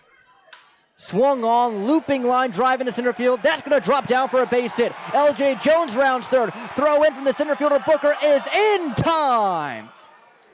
What a throw from Kyle Booker in center. Cut down. L.J. Jones trying to score, and that ends the bottom of the fourth.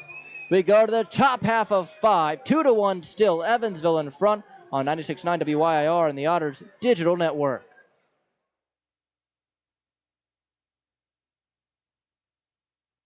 Originally opening in 2004, Jacobs Village has been a home for adults with disabilities, giving these great residents a wonderful opportunity to live life just like you and me. Jacobs Village mission is to continue building a safe, walkable neighborhood community where people with disabilities and older adults can find meaningful relationships, affordable and accessible housing, and activities to keep their bodies and minds engaged. We can't wait to have Jacobs Village at the ballpark on July 3rd for our annual Red, White, and Blue Night. More information on this great community partner is available at jacobsvillage.org. For the last 5 years, the Evansville African American Museum and the Evansville Otters have partnered together to offer tickets at no cost for the whole family for the Juneteenth Negro Leagues Baseball Tribute. All are invited to celebrate Juneteenth with us on June 19th for the annual Salute to the Negro Leagues game. Pre-game activities start at 4:30 with first pitch scheduled for 5:05. For information on these tickets, fans can stop by the Evansville African American Museum at 579 Sandra Matthews Way in Evansville or any local Evansville-Vanderburgh Public Library. Right now in Vanderburgh County, over 800 children are in the child welfare system waiting for someone to be their voice, and you could be that voice by becoming a court-appointed special advocate, a CASA volunteer. Donating just a few hours a month of your time can change a child's life forever. Vanderburgh County CASA invites you to join them. Stand up, speak out, be for the child, be a CASA. For more information, visit vandcasa.com. That's VAND CASA.com. It'll be Yohan Gonzalez here in this Buffalo Wild Wings fifth inning. Remember, fans, it's back at Buffalo Wild Wings All-you-can-eat fries and wings Mondays through Thursdays, now including traditional wings. That's right, all the wings and fries you can eat with your favorite sauce, just $19.99 for boneless, $24.99 for traditional. So get all the heavy hitters together and head to Buffalo Wild Wings Mondays through Thursdays for a limited time. Dine-in only. Visit either Evansville location, 5405 Pearl Drive and 715 North Green River Road for details. It's the first pitch. Into the leading off, Kyle Booker is up high for a ball, 1-0. And got a note, new pitcher in for the Otters. It's Yohan Gonzalez. 1-0 pitch left outside, 2-0. It's been a great arm out of the Otters bullpen. It's his 10th appearance, and his last appearance went 2 2/3. Struck out 1, didn't give up a hit or an earned run. Gonzalez fires. Swung on and missed. 2 balls, 1 strike. Booker with the excellent throw to cut down L.J. Jones' scoring in the bottom half of the 4th to end that inning. 2-1. In there for a strike, 2-2. So often you see someone make a great defensive play and immediately come up to bat the next inning. You got to mention, this is now the 3rd time Yohan will face the Mud Monsters. He's pitched 4 2/3 innings and hasn't allowed a runner to reach. See if that trend continues. Hopefully it does, the 2-2. Swung on, fouled back. That overhead foul ball brought to you by Heads Construction. Choose the best, never regret it. It has been 14 up, 14 down for him against this Mud Monster squad. Looking to send a 15th in a row packing. Sets. The 2-2. Swung on, hard grounder down the first baseline, but foul into the Otters bullpen. And going to stay at 2-2.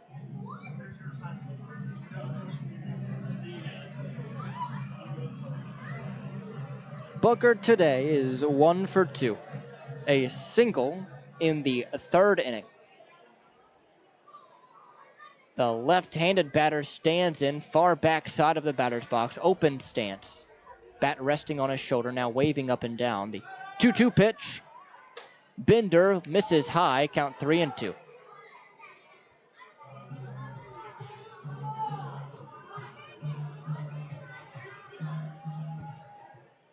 Gonzalez. The payoff. Swung on and missed, strike 3.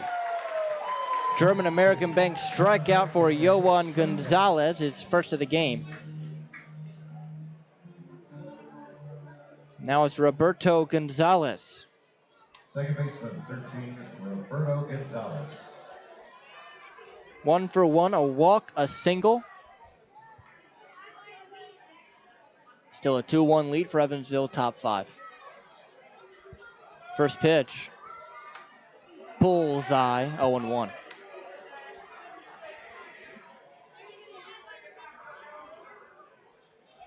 Yohan's looked so good this year. Obviously struggled on opening night. But other than that, and maybe one other appearance against Schaumburg, he has looked exceptional. The 0-1 pitch.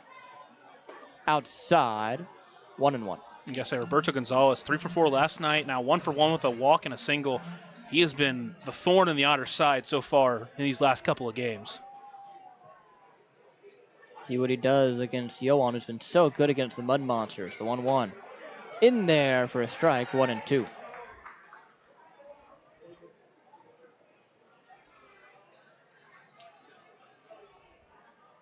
See if they try to lengthen out Yohan once again for 2 innings, as has been his normal so far this year. 1-2. Called strike 3, up and in, corner. Another German American Bank strikeout for Yohan Gonzalez, his second in as many batters faced. Left fielder, 24, Samuel De La Rosa. Now Samuel De La Rosa.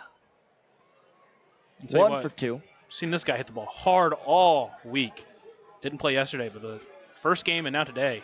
Hits the ball hard that time into right center field. Schwartz under it, right there to make the catch for out number 3. So the announcer's jinx doesn't bite us quite yet with Yohan Gonzalez. He goes 3 up, 3 down. We go to the bottom half of the 5th. 2-1 Evansville on 96.9 WYAR on the Otters Digital Network. Ballet Indiana is made up of local ballet professionals, dedicated parents, and community members in order to provide unique and life-enriching experiences for hundreds of young dancers, while carrying out their mission to inspire a lifelong appreciation for dance for both our dancers and the Evansville community. More information on Ballet Indiana and information about their upcoming performances is available at balletindiana.org. Maintaining our independence becomes more and more vital as we age. Swerka and more can help you navigate this important journey by answering your questions and connecting you to free and unbiased community resources and support services. If you are seeking advice for yourself or a loved one, let Swerka be your first call. More information available at swerka.org or by calling 812-464-7800.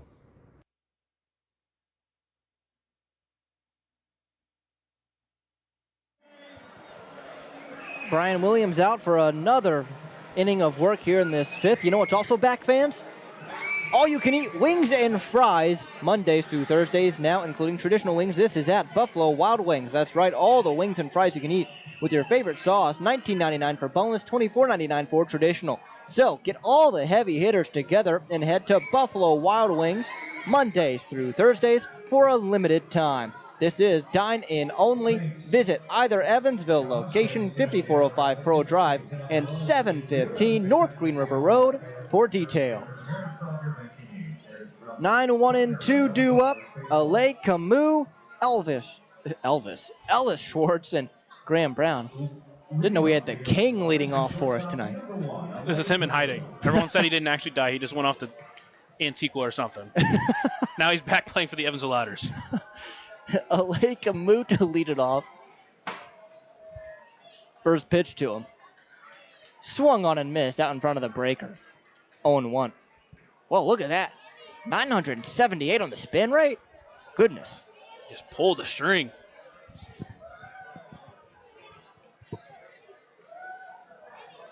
A 1 pitch. Swung on, lifted in the air, shallow right field. In on it is Paz. He makes the catch for the first out.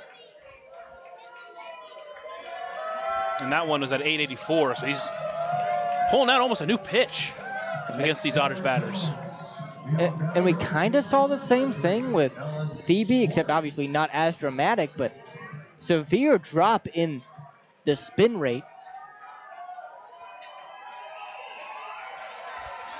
As Ellis Schwartz stands in 0 for 1, hit by a pitch and is flown out. The debuting Evansville Otter awaits the first pitch. Squares around, pulls back, 1-0. It's also the Edward Jones leadoff batter of the game. And Travis Holt was playing pretty far in there, so he was not completely unprepared for that. See if the same strategy persists. 1-0, inside, 2-0.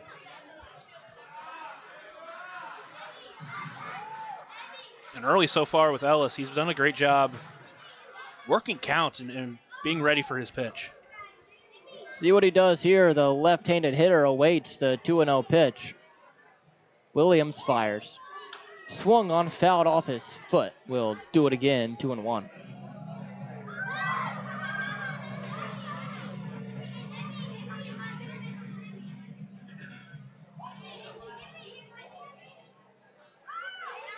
So Schwartz ahead in the count, 2 balls to 1 strike, 1 away.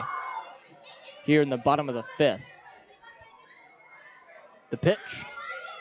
Swung on, line drive, right center field. That's going to split the gap and get down for an extra base hit.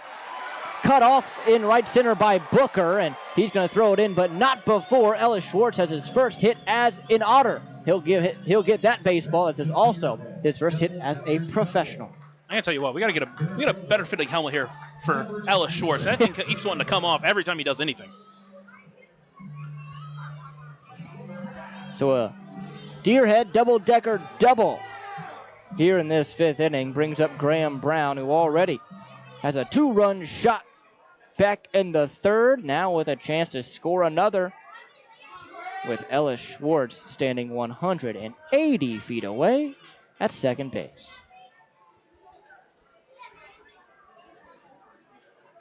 Williams, the first pitch to Graham Brown. Swung on and fouled off. Boy, he was first pitch Hutton fastball, 0-1. Unfortunately, he got a slower pitch at 81, just out in front of it. So no balls, a strike, and an out. Williams looks back to Schwartz at second. The 0-1. Swung on and missed. Once again pulled the string. And Brown's going to reset here. Count no balls, 2 strikes. Infield is straight up. Same with the outfield. On deck, Pavin Parks, who was robbed of a hit to end the third inning.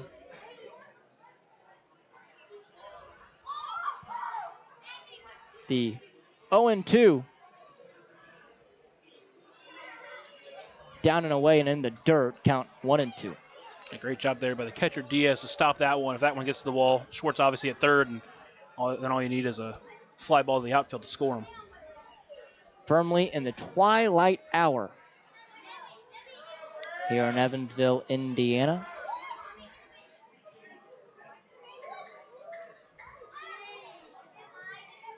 As the 1-2 pitch from Williams is swung on and missed, strike 3. Third strikeout for Brian Williams. Brings up Pavin Parks. Let's see if he can do the same thing he did last time, just hopefully not get robbed this time. What a great play that was over at first by Hassan. Sprawling out towards the second base bag and making a diving catch to rob Pavin.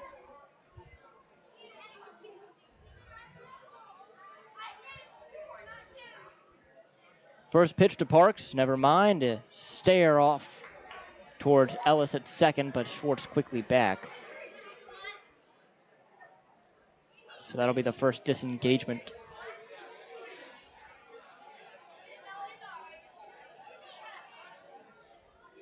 Is now the first pitch to Pavin Parks. Swung on and missed, bounces in the dirt. Not being able to find it is Diaz, which will allow Schwartz to advance 90 feet to third base. And that one hurts less than it would have in the last batter, just because still basically need a single, as long as you don't throw another wild pitch to score him here.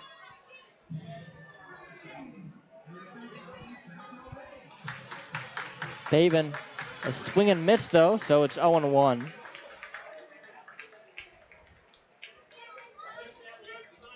Left-handed hitter awaits the 0-1 pitch from the righty in Williams, who kicks and fires. Down and in the dirt, nice block by Diaz, 1-1. And the Otters have had trouble picking up that off-speed pitch so far in this game. Everything that's really been hit hard has mostly been off that fastball. No one up in the Mud Monsters bullpen just yet, just someone stretching. So Williams trusted here in this bottom of the fifth. The 1-1. Swung on high, towering fly ball to right, but twisting well foul. Had the distance, but just left a little too far down the right field line. Yeah, that one was 106 off the bat. Evansville continuing to make good contact here against Williams. See what Pavin does here on the 1-2. 2 away, the pitch. Swung on and missed, strike 3. So Brian Williams has found the strikeout here this second and third time through the order, his fourth. 2-1 Evansville here on 96.9 WYIR and the Otters Digital Network. Originally opening in 2004, Jacobs Village has been a home for adults with disabilities, giving these great residents a wonderful opportunity to live life just like you and me. Jacobs Village mission is to continue building a safe, walkable neighborhood community where people with disabilities and older adults can find meaningful relationships, affordable and accessible housing, and activities to keep their bodies and minds engaged. We can't wait to have Jacobs Village at the ballpark on July 3rd for our annual Red, White, and Blue Night. More information on this great community partner is available at jacobsvillage.org. For the last 5 years, the Evansville African American Museum and the Evansville Otters have partnered together to offer tickets at no cost for the whole family for the Juneteenth Negro Leagues Baseball Tribute. All are invited to celebrate Juneteenth with us on June 19th for the annual Salute to the Negro Leagues game. Pre-game activities start at 4:30 with first pitch scheduled for 5:05. For information on these tickets, fans can stop by the Evansville African American Museum at 579 Sandra Matthews Way in Evansville or any local Evansville-Vanderburgh Public Library. Yohan Gonzalez out for a second inning of work here against Mississippi, and why not? He's been so good against this team, and even though he was used a couple of days ago, they will extend him out here to a second frame, as they have done throughout most of his appearances here in 2025. Especially in a game that essentially is, a modified bullpen game. You get 2 from Montova, you get 2 from Phoebe, and now hopefully you get 2 here from Yohan. And it can put yourself in a good position here to go get those final 9 outs. Yeah, and you can bring in the big boys after that, and we'll see who exactly those big boys are out of the pen. Obviously, Nate Wolgemuth is no longer in the Otters organization because of his contract being purchased. As the first pitch here from Yohan Gonzalez to Forbes is taken on a front door bender high in the zone for a strike, 0-1. Forbes now 0 for 9 in this series, 5 strikeouts, grounded into that double play in the second inning rather. 0-1, taken outside, a 1-1.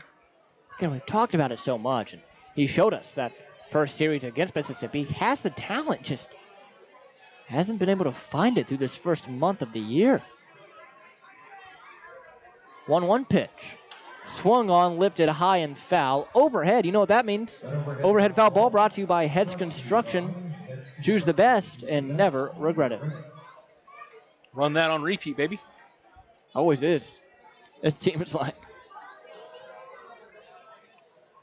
The 1-2.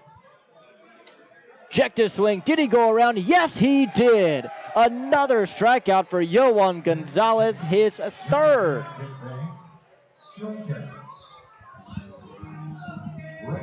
Boy, oh boy, was that nasty.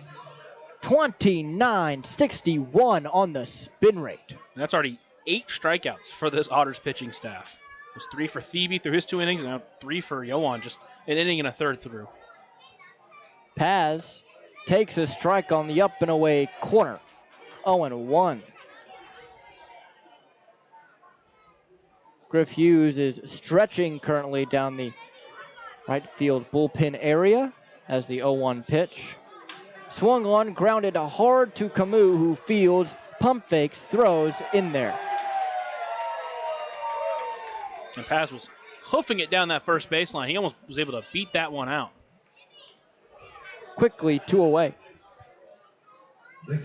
As here is Victor Diaz, who is 0 for 1, a walk and a ground out.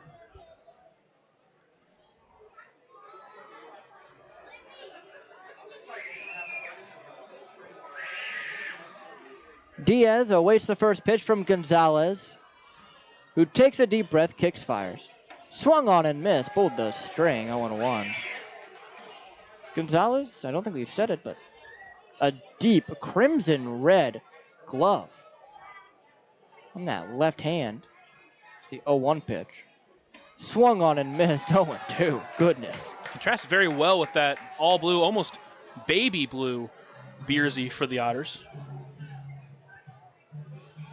Yeah, heavy contrast, that's for sure. So that one was 3,000 RPM, breaking the 3,000 mark for Yohan. The 0-2 pitch missed outside, 1-2. We haven't seen that from him this year, I don't think, breaking that 3,000 mark. I mean, he's shown a lot of talent. Not that I can remember him throwing one of those, but sometimes some of those pitches slip by without us seeing them. The 1-2. Swung on and missed, strike three. Fourth German-American bank strikeout for Yohan Gonzalez, and his brilliance against the Mud Monsters continues. We go to the bottom of the sixth. One-run lead for Evansville, 2-1 on the Otters Digital Network, 96.9 WYIR. Right now in Vanderburgh County, over 800 children are in the child welfare system waiting for someone to be their voice, and you could be that voice by becoming a court-appointed special advocate, a CASA volunteer. Donating just a few hours a month of your time can change a child's life forever.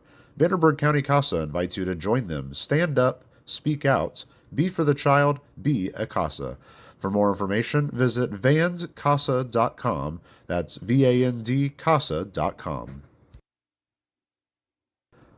Ballet Indiana is made up of local ballet professionals, dedicated parents, and community members in order to provide unique and life-enriching experiences for hundreds of young dancers, while carrying out their mission to inspire a lifelong appreciation for dance for both our dancers and the Evansville community. More information on Ballet Indiana and information about their upcoming performances is available at balletindiana.org.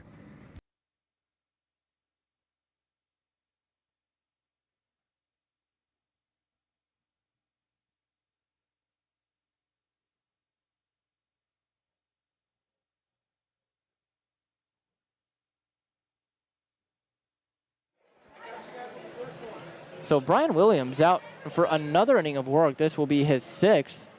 We'll see how he does here. I mean, he's only given up 2 runs, and he had struck out 4 through his first 5 innings of work, but we'll see. LJ Jones will be the batter. He singled but was cut down trying to score on a Cohen Wilbanks knock in the 4th inning.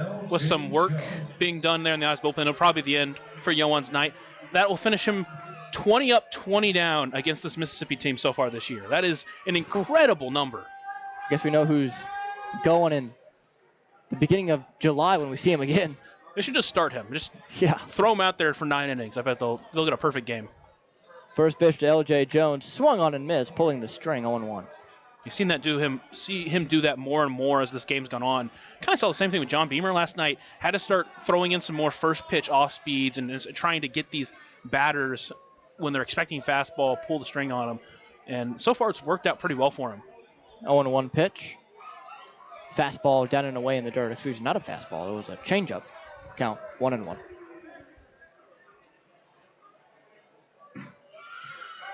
Feels like he has definitely changed something up. Still seen some hard hit balls, but it's definitely gone down since those first few innings. Williams sets out of the stretch, the 1-1. Outside, 2-1. Same pitch, same result. LJ Jones, very patient approach in that box. He will take until he sees a strike. No matter what the inning, no matter what the situation. 2-1 pitch. Swung on and missed. Boy, did he take a hack at that one. Count 2-2. That was the first home run given up by Brian Williams this year, the one he gave to Graham Brown. But in his career has had a problem with the deep ball. Last 2 seasons with the Idaho Falls and the Pioneer League had a 1.6 home run per 9 rate. That's almost 2 home runs per 9 innings pitched. That is a big number in that category. 2-2 count against LJ Jones.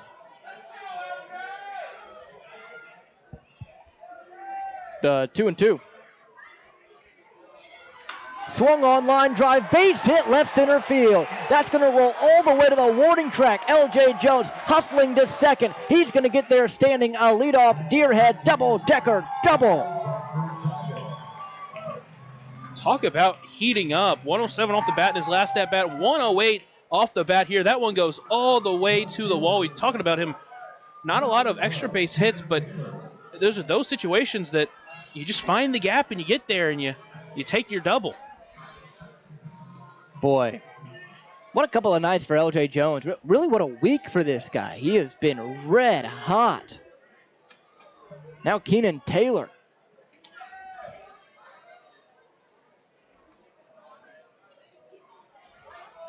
First pitch to the Otters left fielder. down away in the dirt, gets past the catcher and Diaz, and now L.J. Jones taking a free 90 into third base. Say, we have not seen him do that a lot. We haven't seen him pull the fastball that many times. That one he just completely lost control of.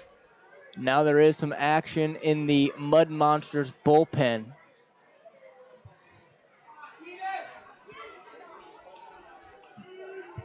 As the first pitch, the 1-0 pitch now to Keenan Taylor.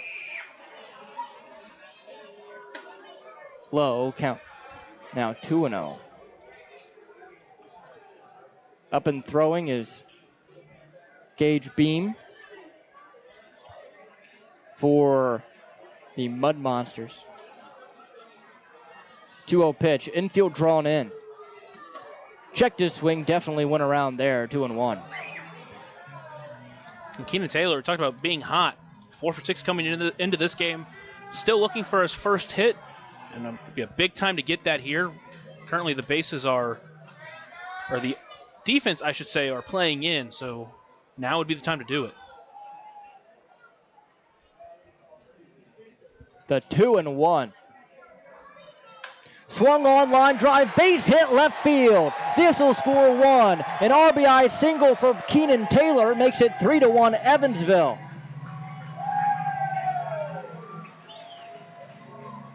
Man, this kid is red hot right now. He can do no wrong. And he's doing it with runners on especially. Another big opportunity there, and he takes advantage. Just went down on an off-speed pitch, waited for it. Saw him a couple of times get cheated on those off-speed pitches in his last at-bat. This time he waited on it, put a good wood on it, and just brought it in for a single to bring in L.J. Jones. Now it's Logan Brown. He's 1 for 2. Left-handed hitter awaits the first pitch.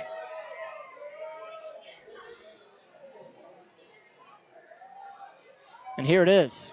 Runner takes off, squaring around is Brown. Throw down to second from Diaz, not in time. Stolen base for Keenan Taylor.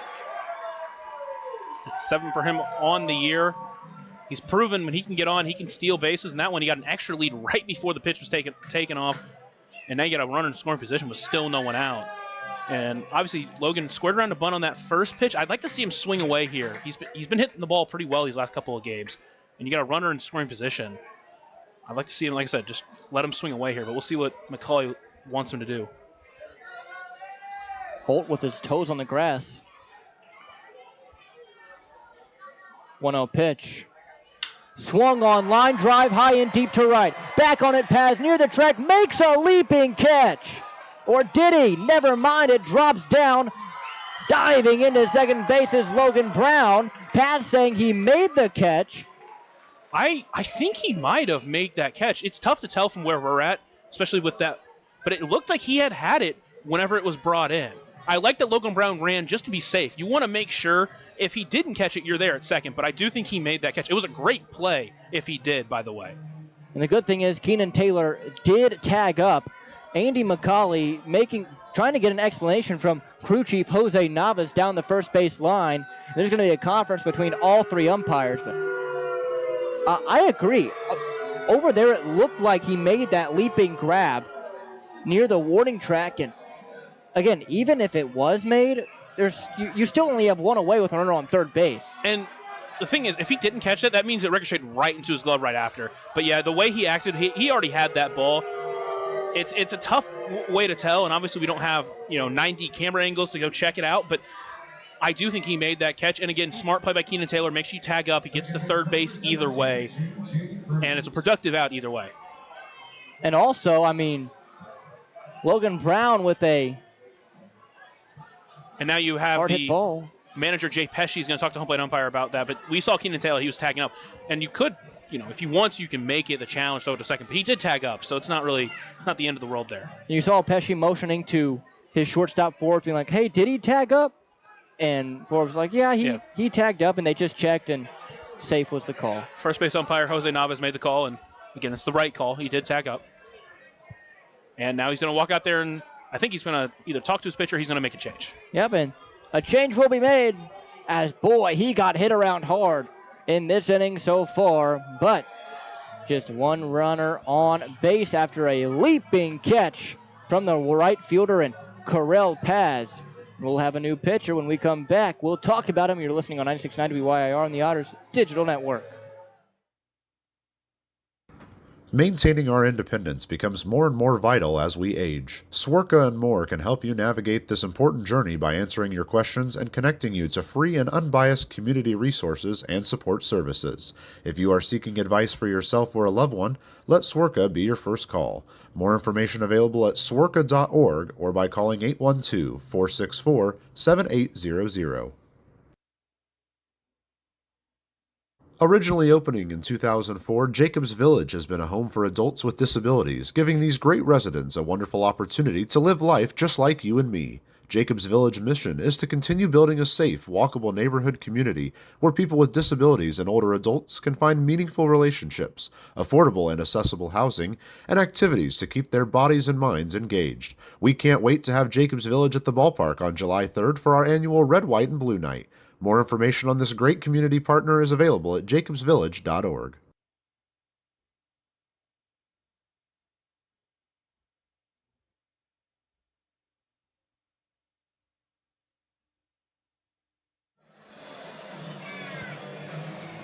Back here in this bottom half of the sixth, one already home in the inning on an RBI Keenan Taylor single.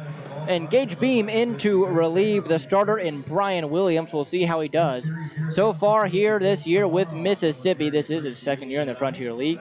2.77 his ERA in 9 appearances. In 13 innings pitched, he has struck out 13, but has also walked 8. So that walk per 9 rate is a bit up there. It's something that he definitely has struggled with throughout his career at all levels, college, in the minor leagues. His 1 year with the New York Mets, and in independent ball, a 6.8 walk per 9. So definitely has struggled to find the zone in the past. We'll see how he does here against J.J. Cruz as Brian Williams' day comes to a close. Yeah, we hopefully the Otters will be able to take advantage of that, but they did see him back in Mississippi. He gave up a hit and pitched through an inning but didn't give up any runs or any walks. So see what he can do here. His first batter being J.J. Cruz. Brian Williams responsible for the runner on third and Keenan Taylor. The first pitch from the lefty and Beam to J.J. Cruz is taken outside for a ball, 1-0. A herky-jerky wind-up from Beam, which, as a left-handed hitter, can't be too comfortable in the box going lefty-lefty. Infield is in, outfield straight up. The 1-0. Catching the outer half for a strike, 1-1. That one at 93 miles an hour. Yeah, and you look at what he did in 24. He had a 9.75 ERA, gave up 4 home runs in only 12 innings. So clearly Mississippi has done something to figure him out. Maybe it's just the way their ballpark works, but they don't hit a lot of home runs there. He did have problems with home runs when he was with Florence, but hasn't had that problem this year. He's pitched really well so far. The 1-1. Swung on line drive, base hit left field. Another RBI hit for the Otters, 4-1 here in the sixth. Putting together some good at-bats, putting together some good swings. That one was great for him. Took an outside fastball into left field, put it right in front of De La Rosa, and another base knock, another run scored. So they have doubled their run production from this game in this inning. He brings up Cohen Wilbanks, who is 1 for 1 as the designated hitter. I think Wilbanks will be in this role way more often now with the first pitch is swung on, fouled back, 0-1. With the activation, as they're going to call catcher's interference. So Cohen Wilbanks will reach first base. Yikes, that is not a way you want to allow a base runner on, especially in a situation like this. But Wilbanks will take it and take that bump to his on base percentage as it brings up Alay Camus. Done a good job finding himself ways to get on base. He does it there with the catcher's interference. He's done it with bunting. He's done it with walks. Said he had a fantastic on-base percentage coming in and been on base 3 times so far today. First pitch to Alay Camus. Swung on, looping line drive down the left field line, tailing foul.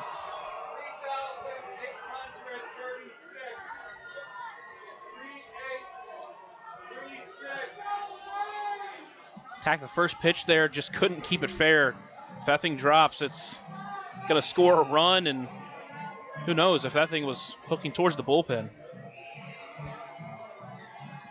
So on second is Cruz. On first, Cohen Wilbanks, only one away here in this bottom half of the sixth. 4-1 Evansville.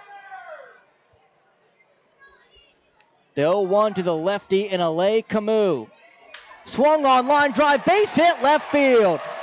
They will hold J.J. Cruz at third. Bases will be loaded for the top of this Evansville order. Well, we talked pregame about all these lefties in a row and what would happen if they brought in a lefty reliever. Well, 3 straight lefties, 2 straight base knocks, and obviously Cohen Wilbanks got on by catcher's interference, so it clearly has not affected them. Here comes the last lefty in that stretch, Ellis Schwartz. 1 for 2, a double, a hit by pitch. He's looked good. Third baseman Holt playing in.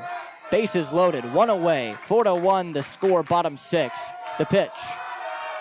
Checked his swing, didn't go around, ball gets away. Here comes Cruz hustling in there, standing. 5-1 Evansville.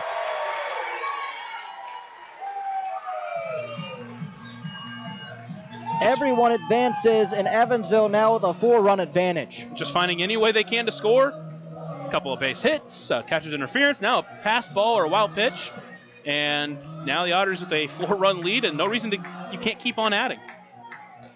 Ellis Schwartz still with 2 runners in scoring position. Infield now being able to play in with first base open. And the 1-0. Down and away for a ball, 2-0. So for Gage Beam, between lefties and righties, he had a 227 on base average against lefties versus a 250, so not a big difference. But the difference is the on base percentage. Usually it was the right-handed batters being able to get on a 394 on base against righties and only a 292 against lefties. So this is definitely more odd for him. The 2-0. Swung on, popped him up. Third base side, foul territory. Reaching back is Diaz, but it gets overhead. You know what that means. It's an overhead foul ball brought to you by Heads Construction. Choose the best and never regret it. It's always a great feeling when you're worried that they might catch it, but it turns out it's just an overhead foul ball. We can thank Heads Construction for that one. Yeah, we'll thank them after. So count now 2-1.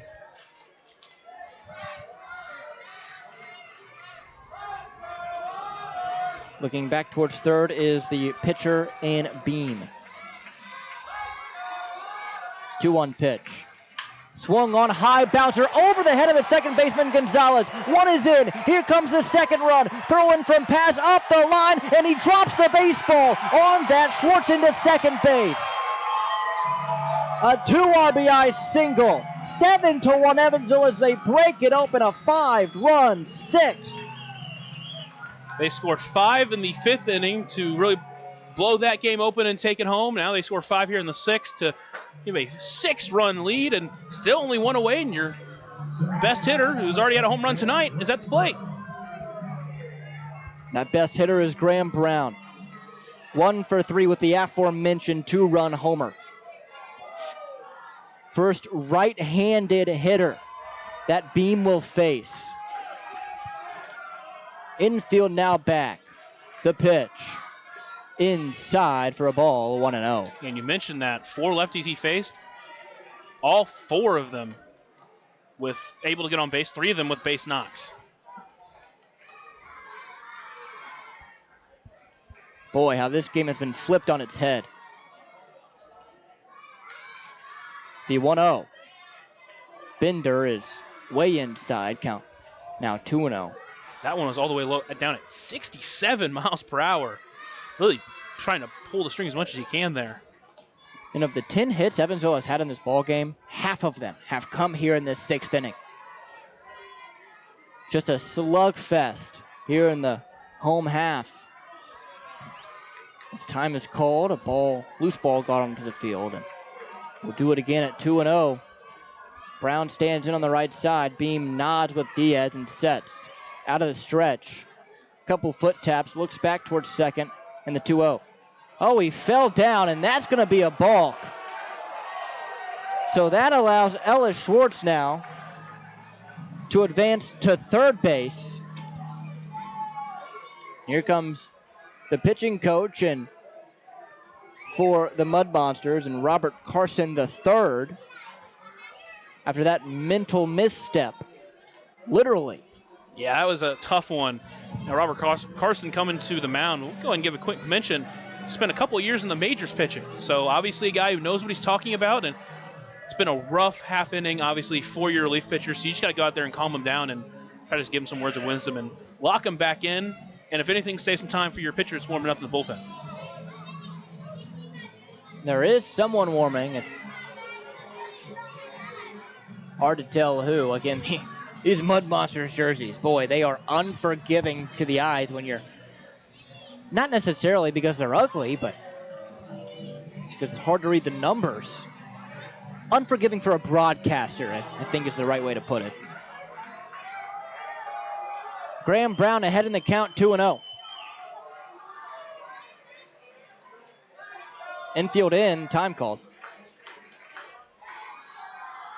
Now we'll finally get to the 2-0 pitch. Schwartz at third base, 90 feet away. The 2-0.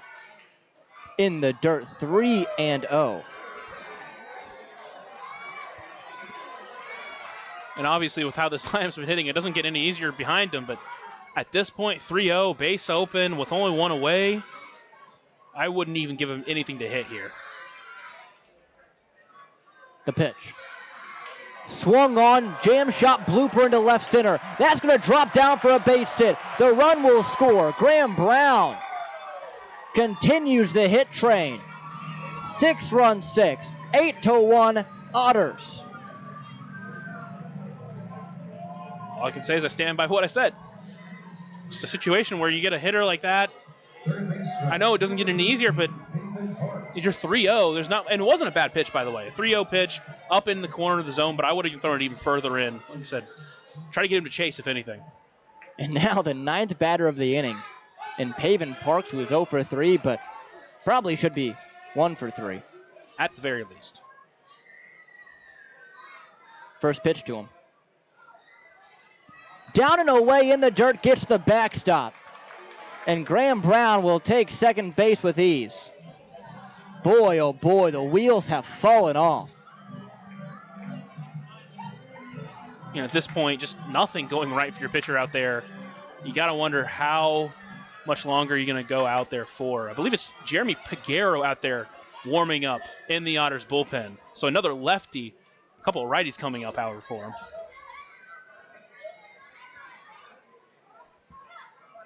Infield drawn back. Playing Parks to pull. The 1-0.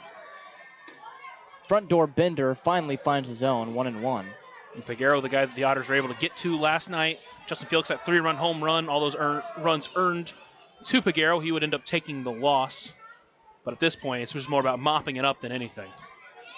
A ball, a strike, and out. 6-run, 6th inning, 8-1 total. The 1-1. Thought about it, didn't go around on a bender down below the knees. And count 2 balls, 1 strike. Sun has now fully set here in Evansville.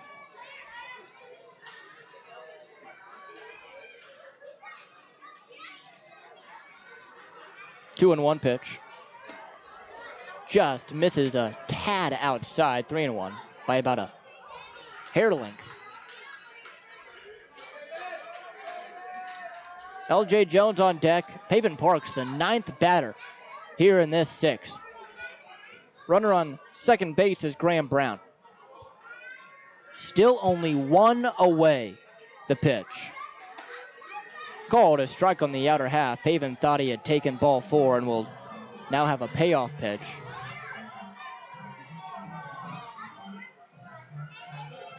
The pitcher and Beam struggling mightily. He sets and out of the stretch, he'll deliver the payoff. Here it is, never mind. They have the runner and Brown picked off. He's in a run down.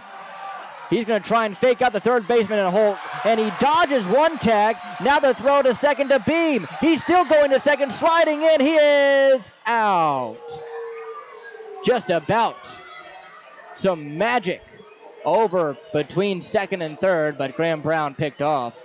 He'll get a nice ovation on the rundown from this 3,800 strong crowd.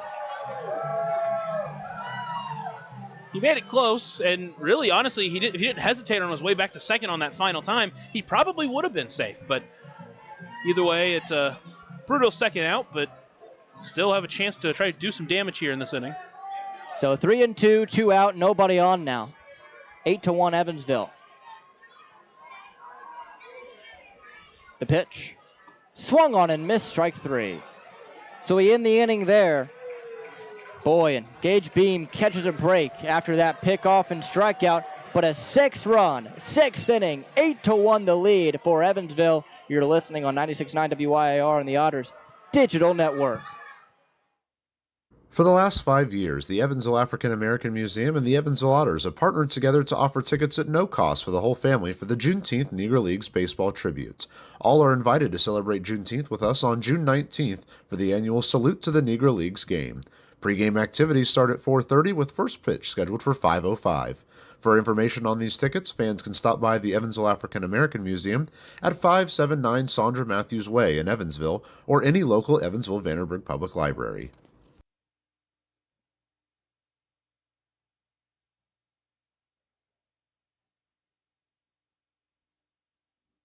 Right now in Vanderburgh County, over 800 children are in the child welfare system waiting for someone to be their voice, and you could be that voice by becoming a court-appointed special advocate, a CASA volunteer.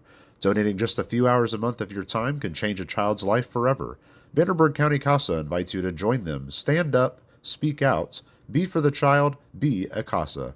For more information, visit vandcasa.com. That's VANDCASA.com. Ballet Indiana is made up of local ballet professionals, dedicated parents, and community members in order to provide unique and life-enriching experiences for hundreds of young dancers, while carrying out their mission to inspire a lifelong appreciation for dance for both our dancers and the Evansville community. More information on Ballet Indiana and information about their upcoming performances is available at balletindiana.org. 1-2-4-7-5-9,000. Nick McAuliffe, the new pitcher, in for the Otters. Logan Brown behind the plate. That pitcher and catcher battery is sponsored by The Answer Auto Repair East. Find your battery needs at The Answer Auto Repair East, located at 2319 North Green River Road, or call at 812-475-9000. So, Yohan Gonzalez finishes 20 for 20 on Mississippi batters so far this year, and it allows Nick McAuliffe to enter the game. Worked a save in his last opportunity. Should mention a new number for Nick McAuliffe. He's wearing 29 tonight.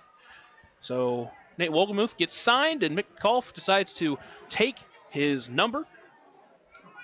And it will bring up the first baseman, Nick Hassan. McAuliffe, 6 appearances, 6 1/3 innings pitched, 6 strikeouts, 3 walks, 0 earned runs allowed. Saw last night, struggled with some command here, but now with a 7-run lead, some action here to try to help him gain that confidence back.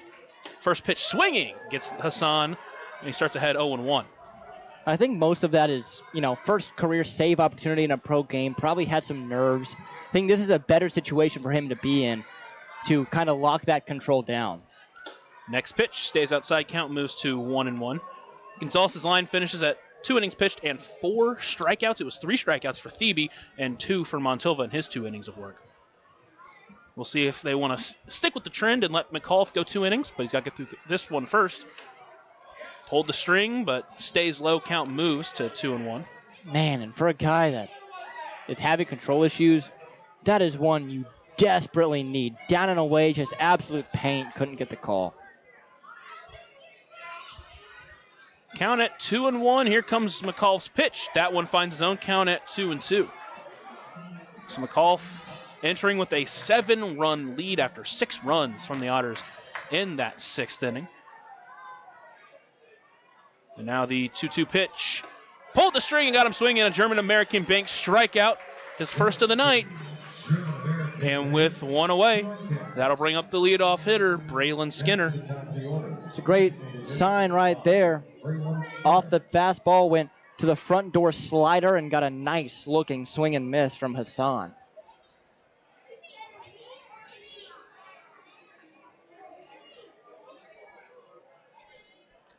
McAuliffe will work from the windup into the DH tonight. Rip towards first. LJ Jones will pick it up and take it himself to first. And now a quick second out will lead to the two-hole hitter, Travis Holt. That's what you like to see, especially when you've opened it up in a ball game, is just work quickly, attack the zone, force the other team to push the issue a little bit. You don't want to go up there and beat around the bush with these guys when you have a 7-run lead.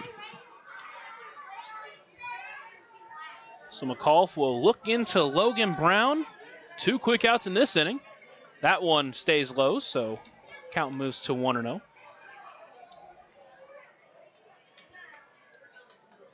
Can't ask for much more with how this game has gone.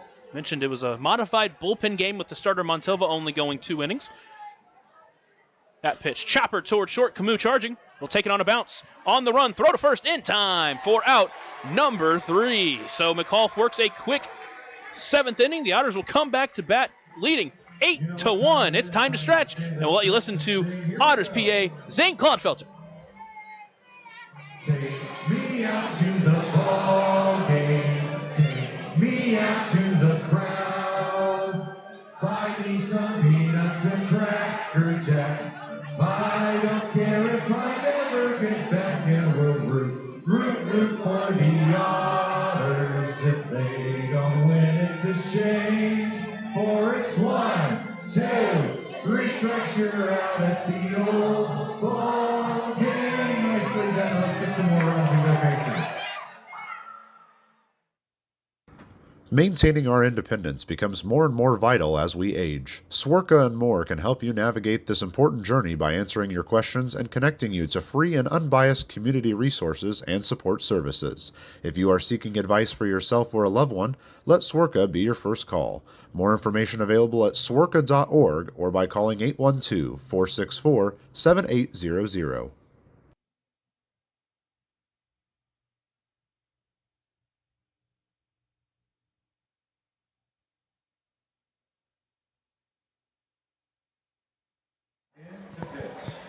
New pitcher in for the Mud Monsters is Jeremy Peguero. Behind the plate is Victor Diaz. That pitcher and catcher battery is sponsored by the Answer Auto Repair East. Find your battery needs at the Answer Auto Repair East, located at 2319 North Greenwood Road, or call 812-475-9000.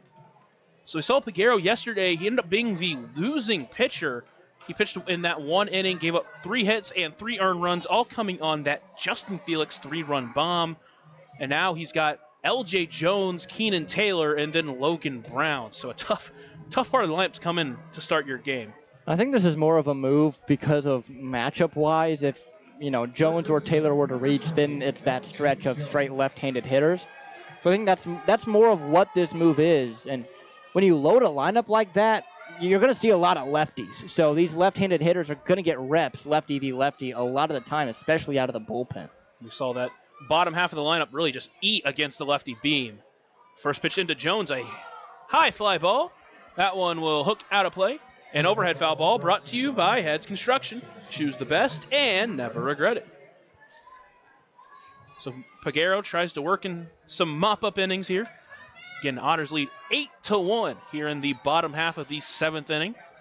It's LJ Jones at the plate trying to improve on his 2-hit day. Swings through that one, and he's behind 0-2.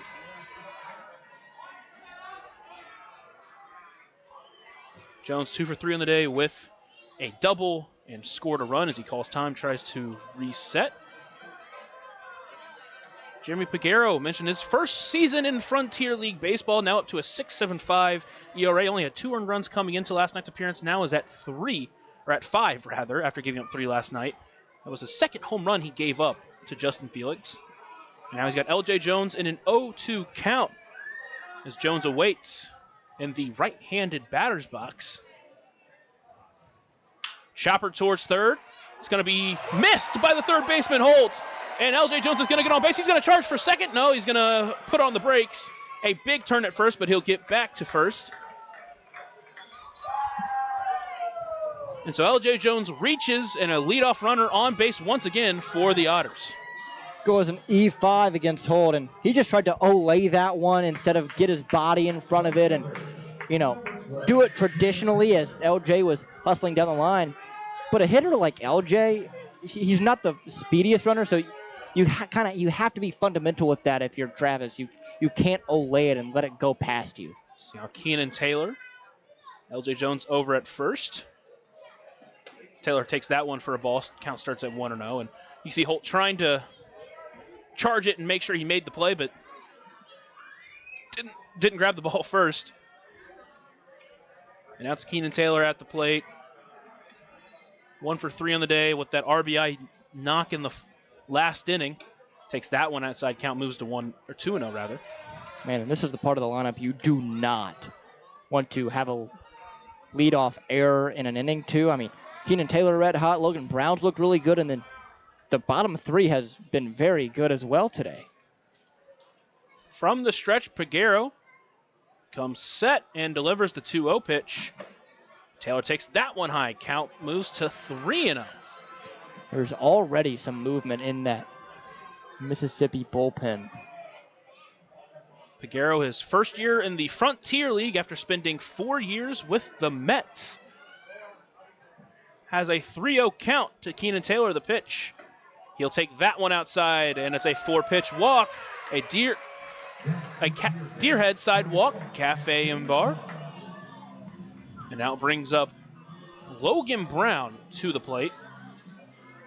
And now a walk there. Really, walks have been a huge problem for Peguero in his past. Averaging around a 6.8 walk per 9 rate. That is very high. Does average around an 11.9 strikeout per 9, so he does have good stuff, but he's had trouble controlling it. And now, first 2 runners reach, and it's Logan Brown to the plate. And we did see Brown square on to bunt the first time, or in his first pitch in his last at-bat. Peguero waits, now comes to the plate. Brown takes that one high.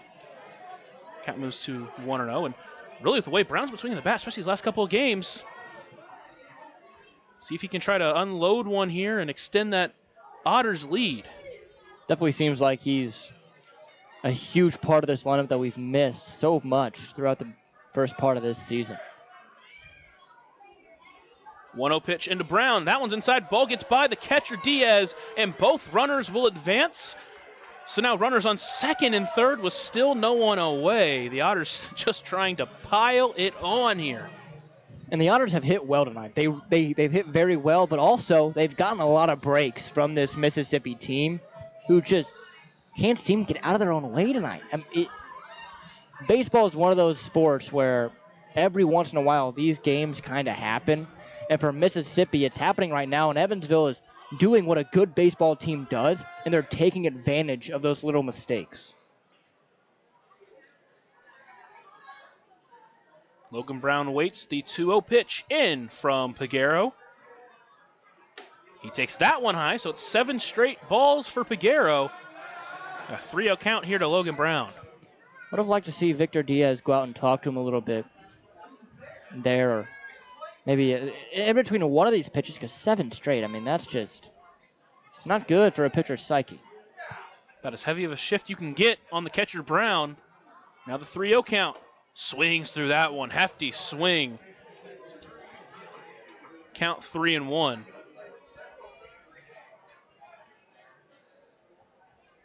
That one was up and in. He tried to turn on it, just couldn't reach it.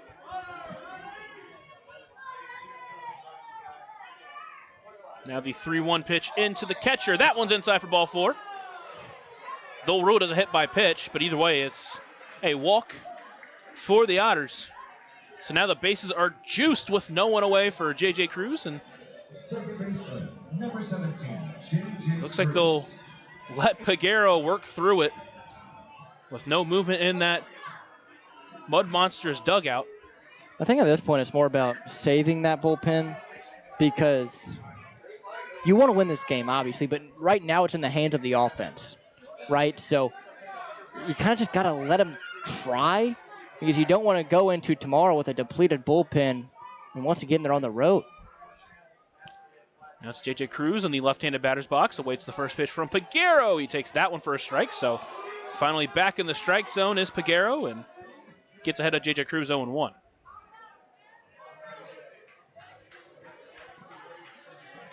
Mississippi has 3 more games this weekend. They'll travel back home and take on the Central Division rivals of the Otters in Florence. Count now at 0-2. So almost for our benefit, we do want them to save their bullpen. And a good thing about that, Florence losing today to Tri-City 8-3. So if Evansville were to get this one, they'd all of a sudden gain a game and be tied once again with Florence. And they gain half a game with Washington getting their game rained out. Count at 0-2. Here comes the pitch into Cruz. Chops that one back to the pitcher. He's going to toss it home and get an easy out there at home. Get the force play. And with 1 away, bases will still remain loaded for the DH Cohen Wilbanks. And boy, if Evansville's able to, if this score holds, Evansville's able to complete this one and win, that sets up such a huge series this weekend against Washington. I mean, because then they're only 3 games back. Only 3 games back. And if you're able to get 2 of 3 against Washington and end the weekend just a game back, then you go up to Lake Erie. This is a big stretch of games for Evansville coming up. First pitch into Wilbanks. He takes that one on the edge for a strike. Starts behind 0-1.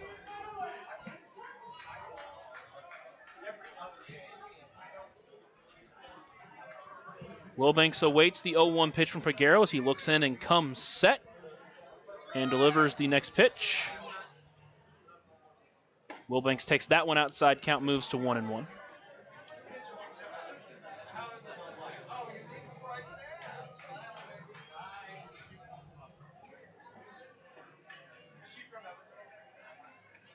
Wilbanks working on his 1-for-1 day. He scored a couple of runs and earned a walk. And now we get a timeout here from Victor Diaz as he walks out there to talk with Peguero. And what a day for Cone. Wilbanks mentioned he's just so good at getting on base, and he's proved it today. He's been on base all 3 times he's been to the plate. That is a huge luxury at the bottom of your lineup. And sometimes it's a bit of a struggle going from playing a position every day to DHing. I think we saw that a little bit yesterday, but seems to have adjusted accordingly, and good day thus far tonight. Chance to break it open. You mentioned uncharacteristic day at the plate for Wilbanks yesterday, 0-for-4 with a couple of Ks, but turned it around today, and he waits a 1-1 pitch in from the southpaw Peguero. Takes that one outside. He'll move it up to 2-1. And remember, nowhere to place him here. He's going to have to go after him at some point. A couple of sliders that missed their mark in the last couple of pitches.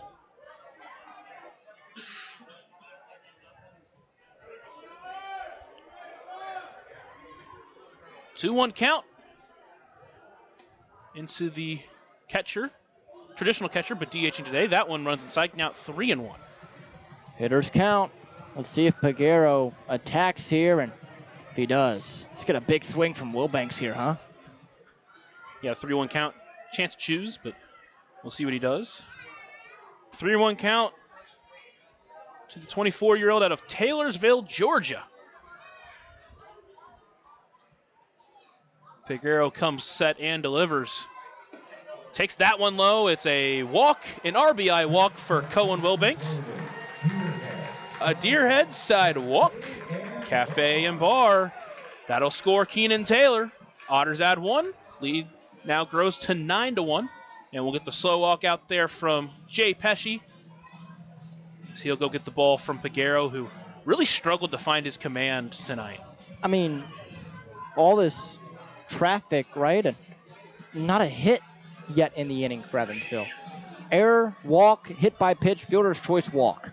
That was Peguero's outing, so tough one for him. We'll see if this new guy can come in and reset the tone. When we come back, we'll have more on the new pitcher. You're listening to the Otters Digital Network on 96.9 WYIR. Originally opening in 2004, Jacobs Village has been a home for adults with disabilities, giving these great residents a wonderful opportunity to live life just like you and me. Jacobs Village mission is to continue building a safe, walkable neighborhood community where people with disabilities and older adults can find meaningful relationships, affordable and accessible housing, and activities to keep their bodies and minds engaged. We can't wait to have Jacobs Village at the ballpark on July 3rd for our annual Red, White, and Blue Night. More information on this great community partner is available at jacobsvillage.org. For the last 5 years, the Evansville African American Museum and the Evansville Otters have partnered together to offer tickets at no cost for the whole family for the Juneteenth Negro Leagues Baseball Tribute. All are invited to celebrate Juneteenth with us on June 19th for the annual Salute to the Negro Leagues game. Pre-game activities start at 4:30 with first pitch scheduled for 5:05. For information on these tickets, fans can stop by the Evansville African American Museum at 579 Sandra Matthews Way in Evansville or any local Evansville-Vanderburgh Public Library. New pitcher in the game is Chris Barraza. Barraza on the mound. Behind the plate is still Victor Diaz. That pitcher and catcher battery is sponsored by the Answer Auto Repair East. Find your battery needs at the Answer Auto Repair East, located at 2319 North Green River Road, or call at 812-475-9000. Barraza enters the game with a .77 ERA after spending a couple of years with the Angels' low A ball team. Yeah, he's looked really good, but again, the walks have bitten him, but he has kind of worked through it. 12 walks in 11 2/3 innings. For those of you that aren't aware, that's a 9.3 walks per 9, and he comes in a situation where he can't afford a mistake. We'll see how he attacks Alay Camus. And it is Camus with the bases juiced. Speaking of the walks, there's nowhere to put him, so you can't walk this guy. First pitch into Camus, takes it outside, and he starts behind 1-0. This is the second time the Otters will face him this year. He's pitched 2 innings. He walked 2 and struck out 1, but didn't give up a run. So speaking to those walks, but he comes in a tough spot. And fell on the mound as he tried to pitch it in. And that's going to be a balk that scores another run for the Otters. It's the second time we've seen that. And it's not a wet mound or anything. No. Interesting turn of events. And so now runners on second and third with only 1 away. Count still at 1-0. Gosh, how many times do you see 2 balks in a professional baseball game? It was Logan Brown who scored from third. I'm not sure. Count at 1-0. He'll come set. Deliver the second pitch into Camus. Hefty swing, but a high pop-up heading in towards foul territory. Third baseman Holt will get under it and bring it in for out number 2. So a big out there for Barraza. And now he'll have to face the top of the lineup. The Edward Jones leadoff hitter of the game, Ellis Schwartz. Boy, and what a debut for him, huh? 2 for 3, a double, a 2 RBI single, hit by a pitch. First impressions are everything, especially in professional baseball. He is giving us a good one of those. First pitch into Schwartz. Hefty swing, but came up with nothing. Counted 0-1. You're right. We need to get this kid a new helmet. Every time he swings, it falls off. I'll tell you what, it doesn't look like he ever gets cheated when he's at the plate. But a big opportunity here to really blow the lid off this one. Now the 0-1 pitch. That one stays high. Count moves to 1-1. The Otters, 10 runs on 11 hits. They've scored 2 runs in this inning without recording a hit, as you mentioned. Mud Monsters 1 run on 4 hits. Next pitch stays inside and low. Count moves to 2-1. So it feels like this is exactly what we talked about. A little bit of control issue here, but hard to hit, Barraza is.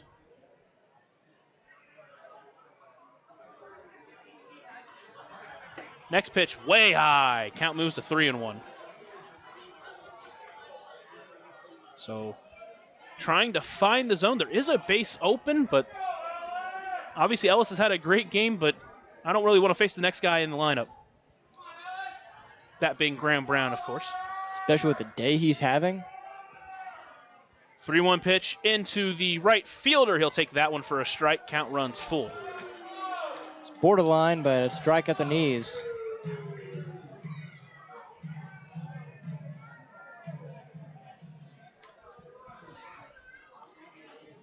Counts full for Barraza as he looks in. He'll come set. And we get time. Ball got away from the Otters bullpen. Quick run. Now he's running back. I wonder if that's something they did on purpose to try to mess up his zone. Yeah, say, why not? Let's get another balk, huh? Count still full here to the newest Otter. Comes set and awaits the 3-2 pitch. That one low in the dirt. He'll take a ball 4. Take the free base, and now the bases are juiced for Graham Brown. Oh, boy. And Graham Brown's a guy that can do some damage, especially a guy that's tossing low to mid-90s. Graham Brown, we know can handle that sort of velocity. We'll see if he's first pitch hunting like he was against Williams earlier in this game. Tell you what, a 10-1 lead. You got bases loaded. You can expect him. He's going to want to be swinging in this at-bat. First pitch into Brown. That one stays just outside. Count moves to 1-0. That's got to be so hard as a pitcher, not being able to find the zone effectively at all. And that one he tried to slow down a little bit, down at 84. Now comes set and delivers the 1-0 pitch into Brown. Checked his swing. Did he go? No, says first base umpire Jose Naves. So counts at 2-0.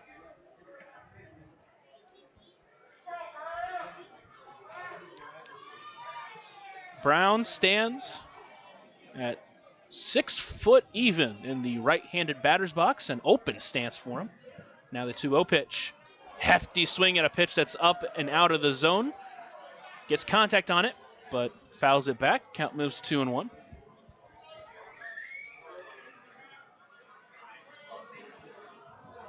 Counts at 2-1 for the Mud Monsters pitcher. He comes set and will deliver. Swing and a foul ball overhead, and of course it's an overhead foul ball.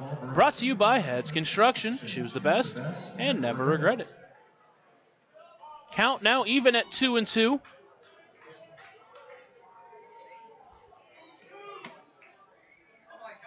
Brown trying to extend his 2-for-4 day. Already has 3 RBIs on the game. Now the 2-2 pitch into him. Lifted high and deep into center field. Skinner on his way back, but is going to catch it a few feet in front of the warning track. So a hard hit ball off the bat of Brown, but comes up empty. Will strand the bases loaded. The Otters do score 2 on no hits in the inning. We head to the 8th inning. Otters lead 11-1. You're listening to the Otters Digital Network and 96.9 WYIR. Right now in Vanderburgh County, over 800 children are in the child welfare system waiting for someone to be their voice, and you could be that voice by becoming a court-appointed special advocate, a CASA volunteer. Donating just a few hours a month of your time can change a child's life forever. Vanderburgh County CASA invites you to join them. Stand up, speak out, be for the child, be a CASA. For more information, visit vandcasa.com. That's VAND-CASA.com.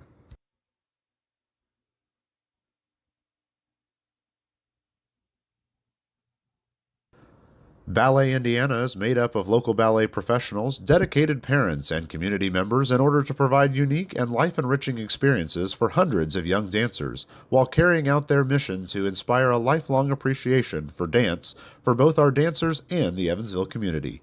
More information on Ballet Indiana and information about their upcoming performances is available at balletindiana.org.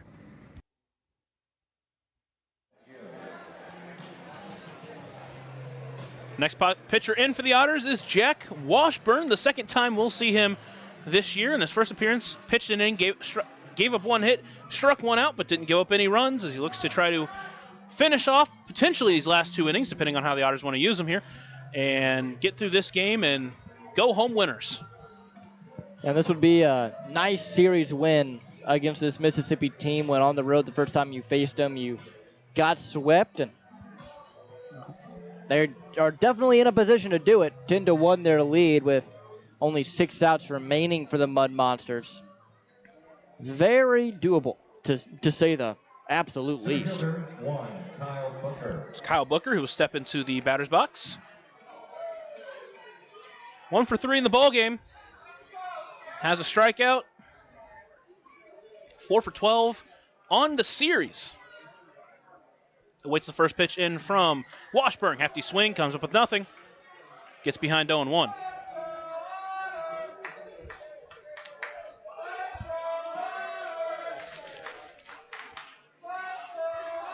Washburn works quickly. Next pitch, that one catches the corner. And he's ahead 0-2 of Booker. Booker calls time.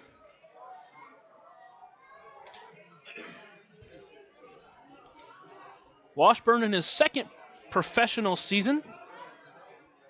Spent last year with Lake County, appeared in 7 games, pitched 9 1/3 innings. Pulled the string on him. Got him swinging for a German-American Bank strikeout. And quickly, there's 1 away. Would you like to see 2 fastballs away in the zone, and then looked like a changeup there down at the knees, just got Booker to swing over it. Good start. So 11 strikeouts for this Otters pitching staff tonight. First pitch into Roberto Gonzalez goes up and in. Starts behind 1-0. Every Otters arm does have a strikeout in this one. From the windup, Washburn delivers the 1-0 pitch. That one runs inside. Count moves to 2-0. Washburn, a prolific collegiate pitcher. Played 4 seasons between Oregon State, Ole Miss, and Texas Tech. Appeared in 53 games, had 21 starts. That one goes up and count moves to 3-0. Had 124 strikeouts during his 4 seasons.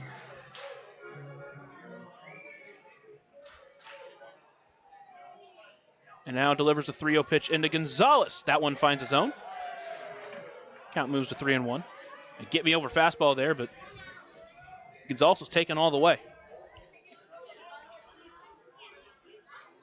Quick time from Roberto Gonzalez. Washburn joined on June 3rd, just a couple of days ago. Pitched in that game. Now he's pitching in his second game as an Otter.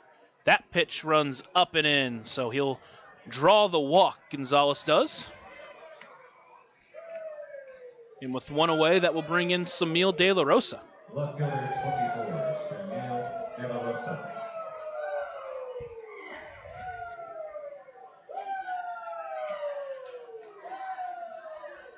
Gonzalez's second walk of the game.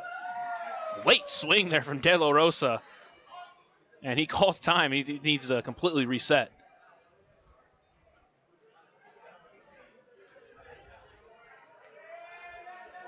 Washburn now from the stretch delivers the 0-1 pitch into De La Rosa. High fly ball overhead. An overhead foul ball. Brought to you by Heads Construction. Choose the best and never regret it. Hey, how about this? In the bottom of the 5th of the second game with that doubleheader between Gateway and Windy City, they're tied at 2 apiece. Would be a tough couple of losses. That one's a bloop base hit into right field. Jam shot, but it's a base hit either way, and now there are 2 runners on with 1 away. That'll bring up the shortstop, Tyquan Forbes.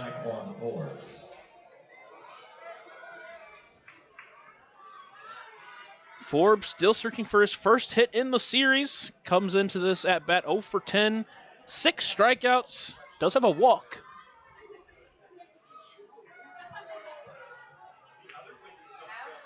Mississippi trailing 10-1, but have a couple of runners on here with only 1 away. First pitch ripped into left field. That's going to get down for a base hit. They're going to hold the runner at third, so now bases will be loaded for the Mud Monsters with only 1 away.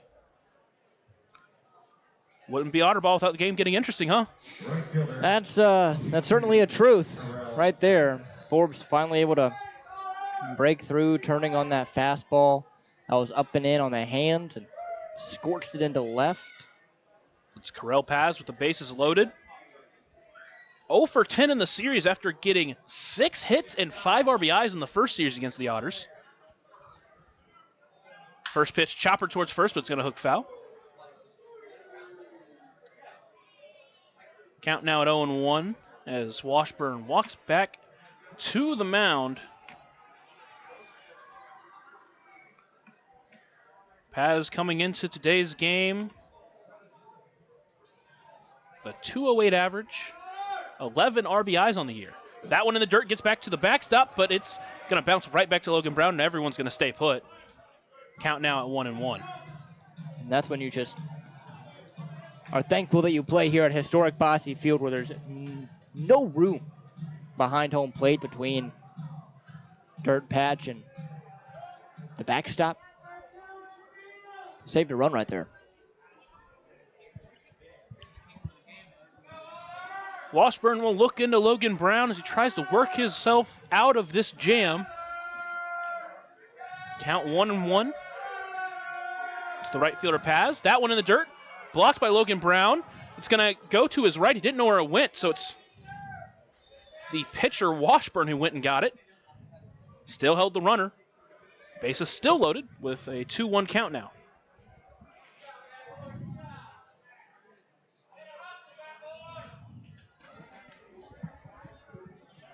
Tell you what, it's starting to heat up and get closer to the true baseball weather that we're usually accustomed to.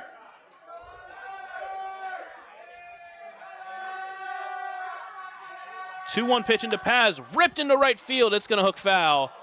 Count moves to 2-2. That one 100 miles per hour off the bat of Corel Paz. And this is the part of the ball game where this Thirsty Thursday crowd starts to get a little rowdy. Time called by Paz. Again, Otters lead by 9 here in the top of the 8th inning. 1 away, but the bases are loaded here for Mississippi. It's Paz in the left-handed batter's box as he awaits the 2-2 pitch from Jack Washburn. Swing and a miss for strike 3. Another German-American bank strikeout. His second of the inning. And with 2 away and the bases still loaded, it's Victor Diaz. Now all of a sudden you're 1 out away from getting out of this thing and keeping that so close 9-run lead that you have. A couple of times we've seen the Otters pitchers coming from the bullpen and deal with some traffic. Phoebe in his first inning dealt with the bases loaded and 1 away, got a strikeout, and then got the next batter. That pulled the string on him. Now the runner from third is going to try home. Tag is going to be in time. Out at the plate. Roberto Gonzalez, a 2 away, tried to get home plate after a ball got away a little bit away from Logan Brown. He corrals it and tosses it to the pitcher, Jack Washburn. He puts a tag on him, and the Otters get away from the inning, still leading by 9. You're listening to the Otters Digital Network and on 96.9 WYIR.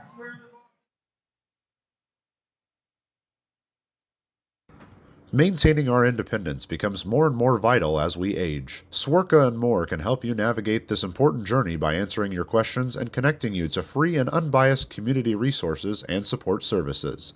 If you are seeking advice for yourself or a loved one, let Swerka be your first call.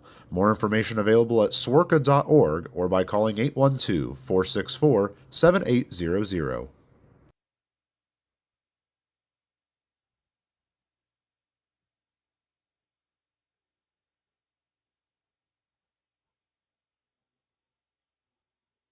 Originally opening in 2004, Jacobs Village has been a home for adults with disabilities, giving these great residents a wonderful opportunity to live life just like you and me. Jacobs Village mission is to continue building a safe, walkable neighborhood community where people with disabilities and older adults can find meaningful relationships, affordable and accessible housing, and activities to keep their bodies and minds engaged. We can't wait to have Jacobs Village at the ballpark on July 3rd for our annual Red, White, and Blue Night.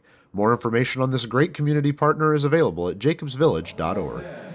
New pitcher in for the Mississippi Mud Monsters is Sergio Sanchez. Sergio Sanchez on the mound. Victor Diaz still behind the plate. That pitcher and catcher battery is sponsored by the Answer Auto Repair East. Find your battery needs at the Answer Auto Repair East, located at 2319 North Green River Road, or call it 812-475-9000. So Sergio Sanchez on the mound, trying to just get the Mud Monsters out of this game. They still trail by 9. More than likely, this will be the last inning that they pitch, so they get their closer some work. And his first player to face will be Pavin Parks. Sanchez on this year with a 4.15 ERA. He's pitched in 8 2/3 innings. He struck out 13 and walked 3. From the windup, delivered the first pitch into Parks. First pitch swinging. He fouls that one off. Starts behind 0-1. Of course, Sergio Sanchez, we saw him back in Mississippi. He got 2 saves against the Otters.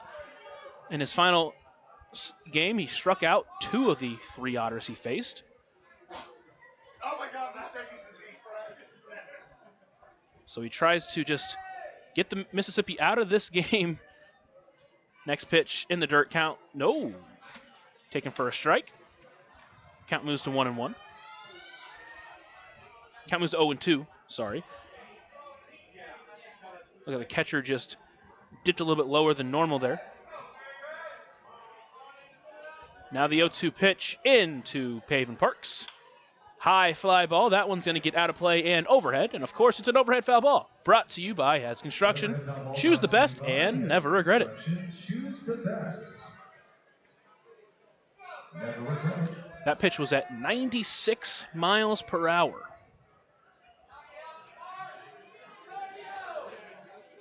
Now the 0-2 pitch. Parks checked his swing. They'll check down to third, but he didn't go. Count now at 1-2.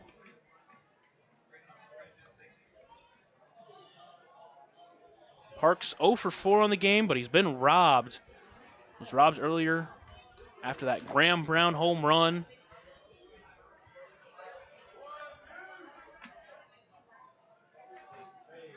Now the 1-2 pitch. Swing and a miss for strike 3.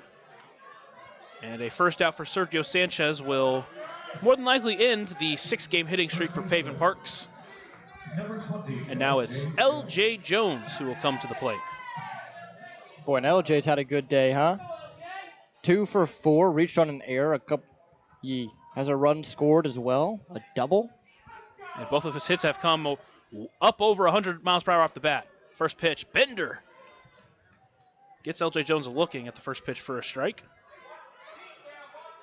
No action in the Otters bullpen. Looks like it'll be Washburn's inning to finish in the top half of the ninth. Pulled the string on him. Got L.J. swinging. Count moves to 0-2 now. That slider has a bit of bite to it. Got a buckle from LJ on the first pitch and then a bit of a teaser swing on that second pitch on the down and away offering. Again, shut down the Otters in back-to-back nights back in Mississippi to earn 2 saves. 2 of his 5 saves he has on the year. Broken bat liner will be brought in by the shortstop Forbes. And 2 quick outs now for Sergio Sanchez. That one for LJ, just throw the bat out there on that slider. Got off the end of it and likely seen its last days of use.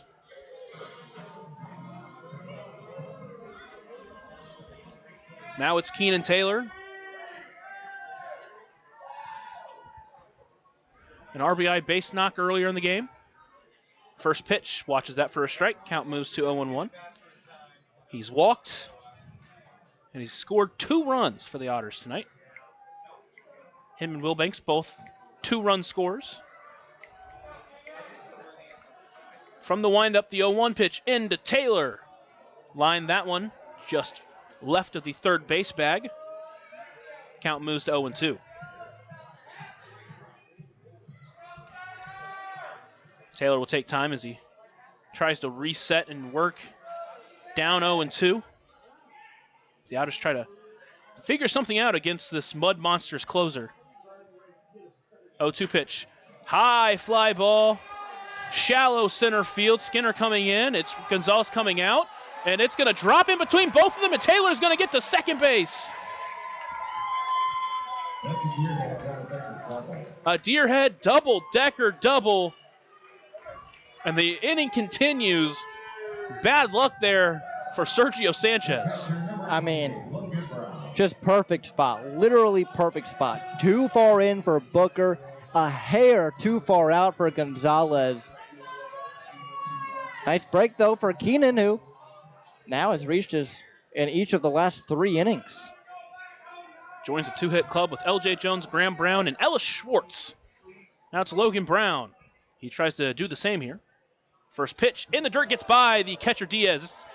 And Taylor's just going to stay at second. Maybe in a maybe just like a good sportsmanship type move. 85-76.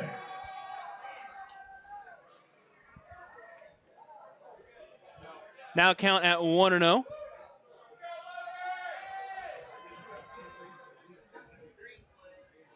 Serge Sanchez from the stretch. Chopper towards second. Brought in by Gonzalez. He'll throw it over to first for out number 3. So the Otters get a 2-out double from Keenan Taylor, but do nothing with it.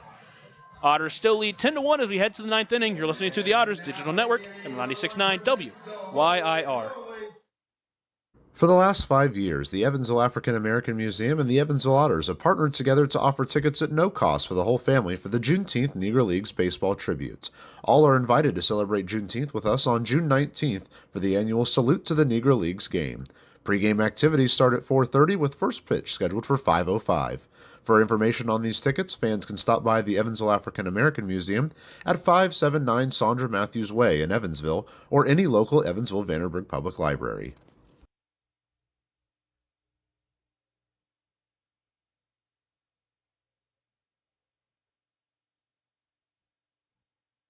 Right now in Vanderburgh County, over 800 children are in the child welfare system waiting for someone to be their voice, and you could be that voice by becoming a court-appointed special advocate, a CASA volunteer. Donating just a few hours a month of your time can change a child's life forever. Vanderburgh County CASA invites you to join them. Stand up, speak out, be for the child, be a CASA. For more information, visit vandcasa.com. That's VAND CASA.com. Back out there for the 9th inning will be Jack Washburn. He looks to try to finish this game off for the Evansville Otters. Hello, everybody. I'm Lucas Macklin alongside my partner Riley Angel, and it has been a hit parade for the Otters tonight. Yeah, this offense coming back to form after the past couple of days where they struggled a little bit. And again, it's that one big inning that has helped them take this huge lead, 6 runs in the 6th, where they sent 9 to the plate and had 6 hits by themselves in that 6th inning. Obviously scored 2 runs on no hits in the 7th, which helped extend it. But a 10-1 lead, and you have Washburn out on the mound for his 2nd inning of work. We'll see how he does. And he will face 8, 9, and 1. First batter up, Victor Diaz. And really, we mentioned it's just top to bottom of the lineup, everybody doing something in this ball game. First pitch, taken just low. Count moves to 1-0. And if this is a preview of what this new look lineup is going to look like with Schwartz leading off, Will Banks now DHing. 1-0 pitch, high pop up into foul territory. Brown will try to find his way under it, but it's going to go overhead. Hopefully the final overhead foul ball of the night. Brought to you by Heads Construction, of course. Choose the best. Never regret it. You know what I'm not regretting? This new look lineup. Just awesome. When you get production like this, especially from the bottom of the order, when you have J.J. Cruz hitting 7th, who's been so good. That one foul tipped. Count moves to 1-2. It's just gonna be hard to beat this team if they're clicking like they are tonight. And that's with JT Benson, who's still out currently, who was hitting, over the last week at almost 400 when he went out. So he has been on fire as well. 1-2 pitch, high pop up again. That one's going to get out of play. The real question is, where does he slide in? Because obviously you want him in the outfield, right? And Keenan Taylor could go back to DH, but then Cohen Wilbanks isn't getting everyday at-bats, and he's been playing so well. It's the problem of having too much is always better than the problem of not having enough. True. That one's fouled back as well. Count remains at 1-2. It's definitely going to be interesting to see whenever Benson is healthy what Andy decides to do with this lineup. Next pitch into Victor Diaz. Ripper towards shortstop. On a bounce, Camus, a long throw. A bouncer to L.J. Jones. He digs it out and brings it in for an out number 1. What a play, L.J. Jones. Both sides, too. Camus, what a play to bring it in off the bounce. And then L.J. Jones to dig it up. Camus definitely showed his range there, and then I think he tried to hop it in there, maybe not as slowly as he did, tried to a one-hopper, and L.J. Jones able to stretch out there and pick it for the out. That one chopped towards second base. Cruz will take it in, and a quick out number 2. Final hope for the Mud Monsters tonight will be their DH, Braylon Skinner.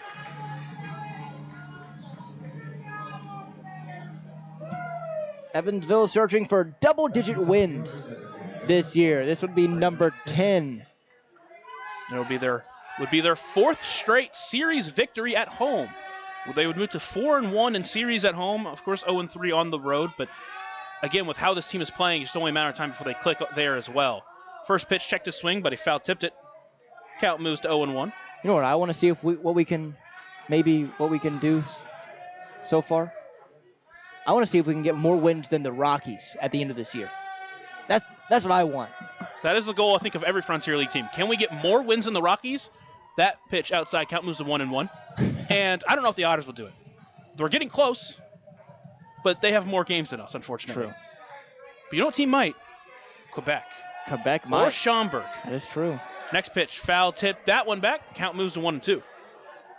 But if Evansville, Schaumburg and Quebec already have more wins than the Rockies.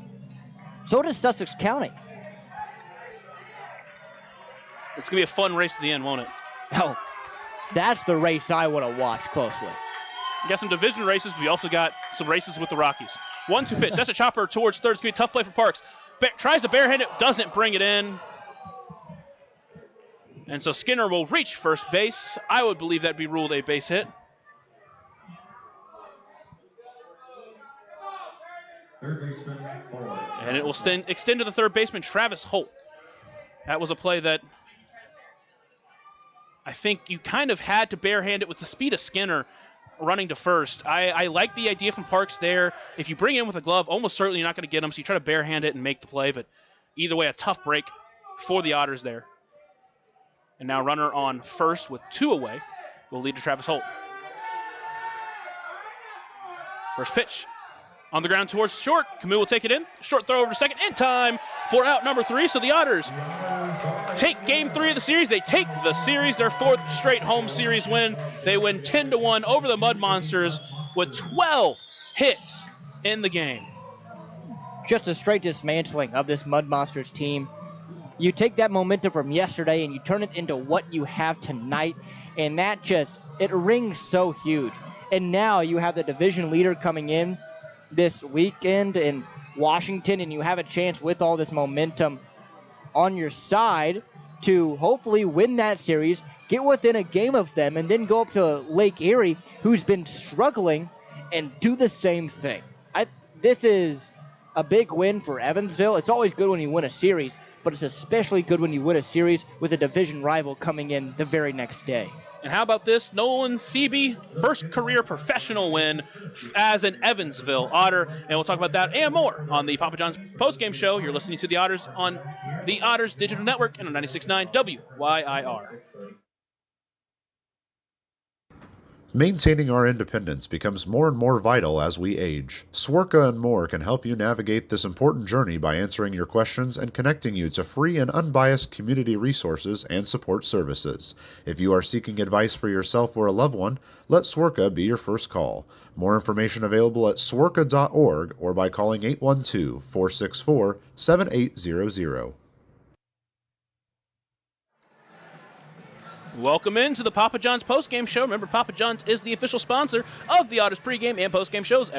Available every game night, 20 minutes before and 10 minutes after each Otters game on the Otters Digital Network, Home Team Network, and now 96.9 WYIR.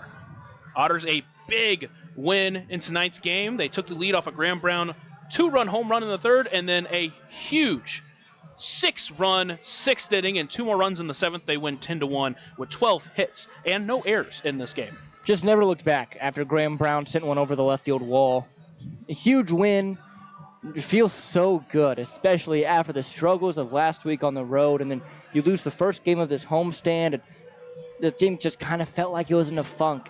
It really did, and then to blow it open yesterday with a big fifth inning, and especially today to dominate a Mississippi team which you got swept by earlier in the year in some close contests.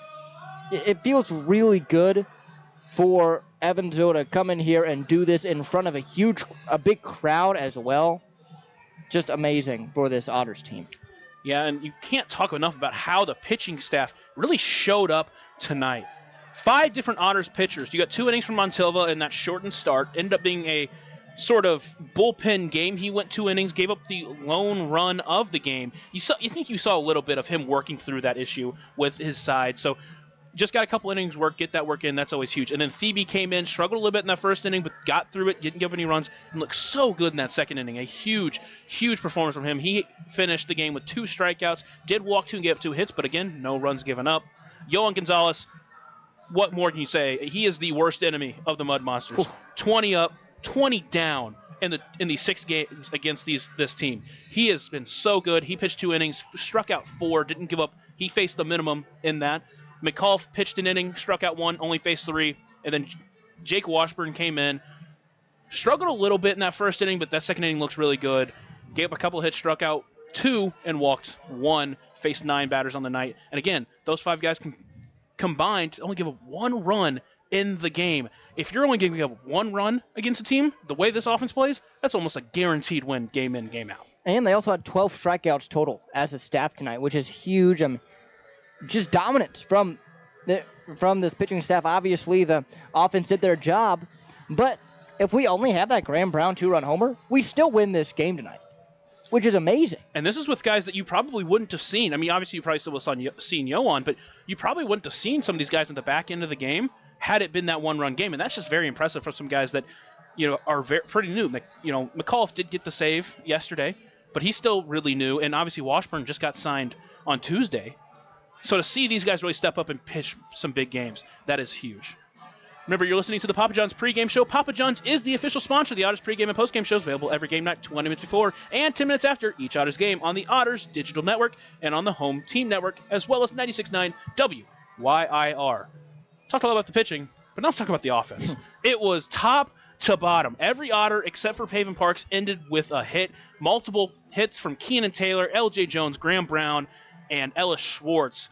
First, talk about that Graham Brown home run. Loud, off the bat. You could tell from the moment. I was doing an interview up here, and even off the bat, you could tell. It was just gone. It was obliterated. That ball was smashed. I was down while you were doing this interview in the crowd, experiencing this baseball game in a way that we don't really get to experience it. And as soon as that ball left the bat, you just knew. There's a different sound when someone with the power of Graham Brown hits a baseball just on the right spot, and you experienced it there.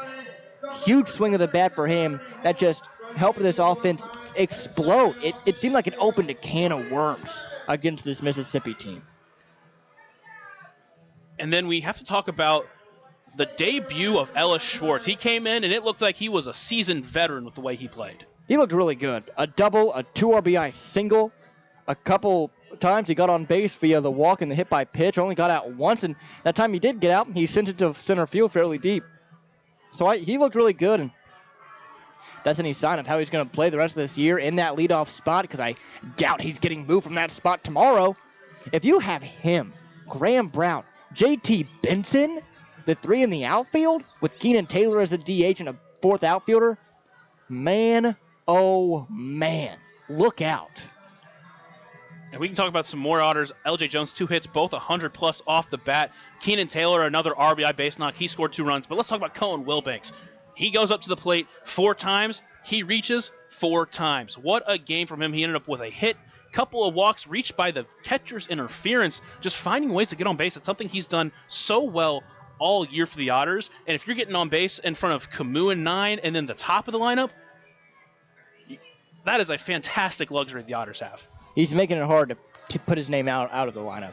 He's making it really difficult for a manager to look at his lineup sheet and not see Cohen Wilbanks somewhere top to bottom. He's just making it. He's doing a good job of doing his job when he's asked to do it, and you just love to see it. Yes, the average isn't in the 300 marks. Yes, the OPS isn't where you'd like it to be as a catcher. But if you're getting on base at a 400 clip, 415 clip, you need. It's hard to not put him in there somewhere. Yeah, it's one of those things where, and I think you see it when he's not playing catcher these last two nights. Logan Brown gets activated. Justin Felix plays catcher yesterday. Logan Brown plays catcher today. He's still in the lineup both days playing DH. I think you're seeing that as a sign, and obviously we'll see what happens when JT Benson comes back.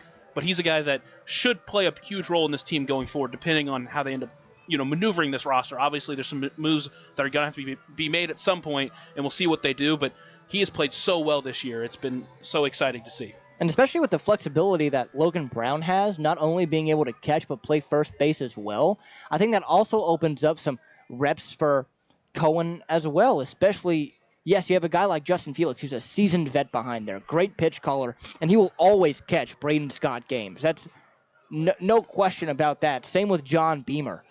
But those other days, you really want to have either Brown or Wilbanks bat there straight offensively. That's just something you would really like to have every day in the lineup. Yeah, speaking of Logan Brown, only got one hit today, but man, he got robbed of one. Pavin Parks got robbed of one as well, but Logan Brown, a hard hit ball into right field, a huge jumping catch by Corral Pass. A couple of really star defensive plays from this Mississippi defense, but again, the Otters just kept finding ways to get hits, especially in that sixth inning. We saw that that lefty gauntlet against the lefty beam. It was just base knock, base knock, base knock. That is a huge thing to see for this Otter squad going forward. And it boosts the confidence as well for these left-handed hitters, and it makes it a little easier to, after tonight, put all those lefties in the lineup. I can imagine that putting this lineup together, Andy was probably, put this lineup together, saw all those lefties, and probably didn't second-guess himself, because he doesn't second-guess himself, but just had a thought about it, but it worked out to perfection today. It's not too often, especially in the Frontier League, you see 6 lefties in a 9-man lineup.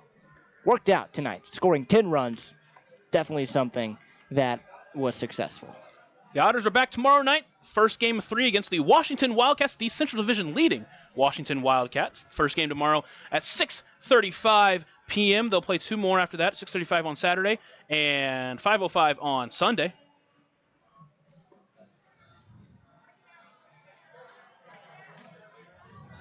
Tomorrow is Military Appreciation Night, a jersey auction, post-game fireworks. So it'll be a fun night tomorrow night. Again, hosting the Central Division leading Washington Wildcats. That was the Papa John's post-game show. Remember, Papa John's is the official sponsor of every Otters pregame and postgame shows. Available every game night, 20 minutes before and 10 minutes after each Otters game on the Otters Digital Network, Home Team Network, and now on 96.9 WYIR. Riley, any final thoughts after tonight's fantastic Otters game? I'm just ready to ride this momentum into tomorrow and get a win, a series win against the division leader. Let's go. For Riley Angel, I'm Lucas Macklin. Thank you so much for joining us tonight on Home Team Network, Otters Digital Network on 96.9 WYR, however you do it.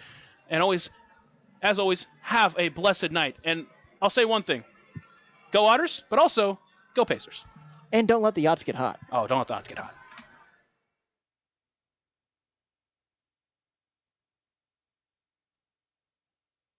Thank you. See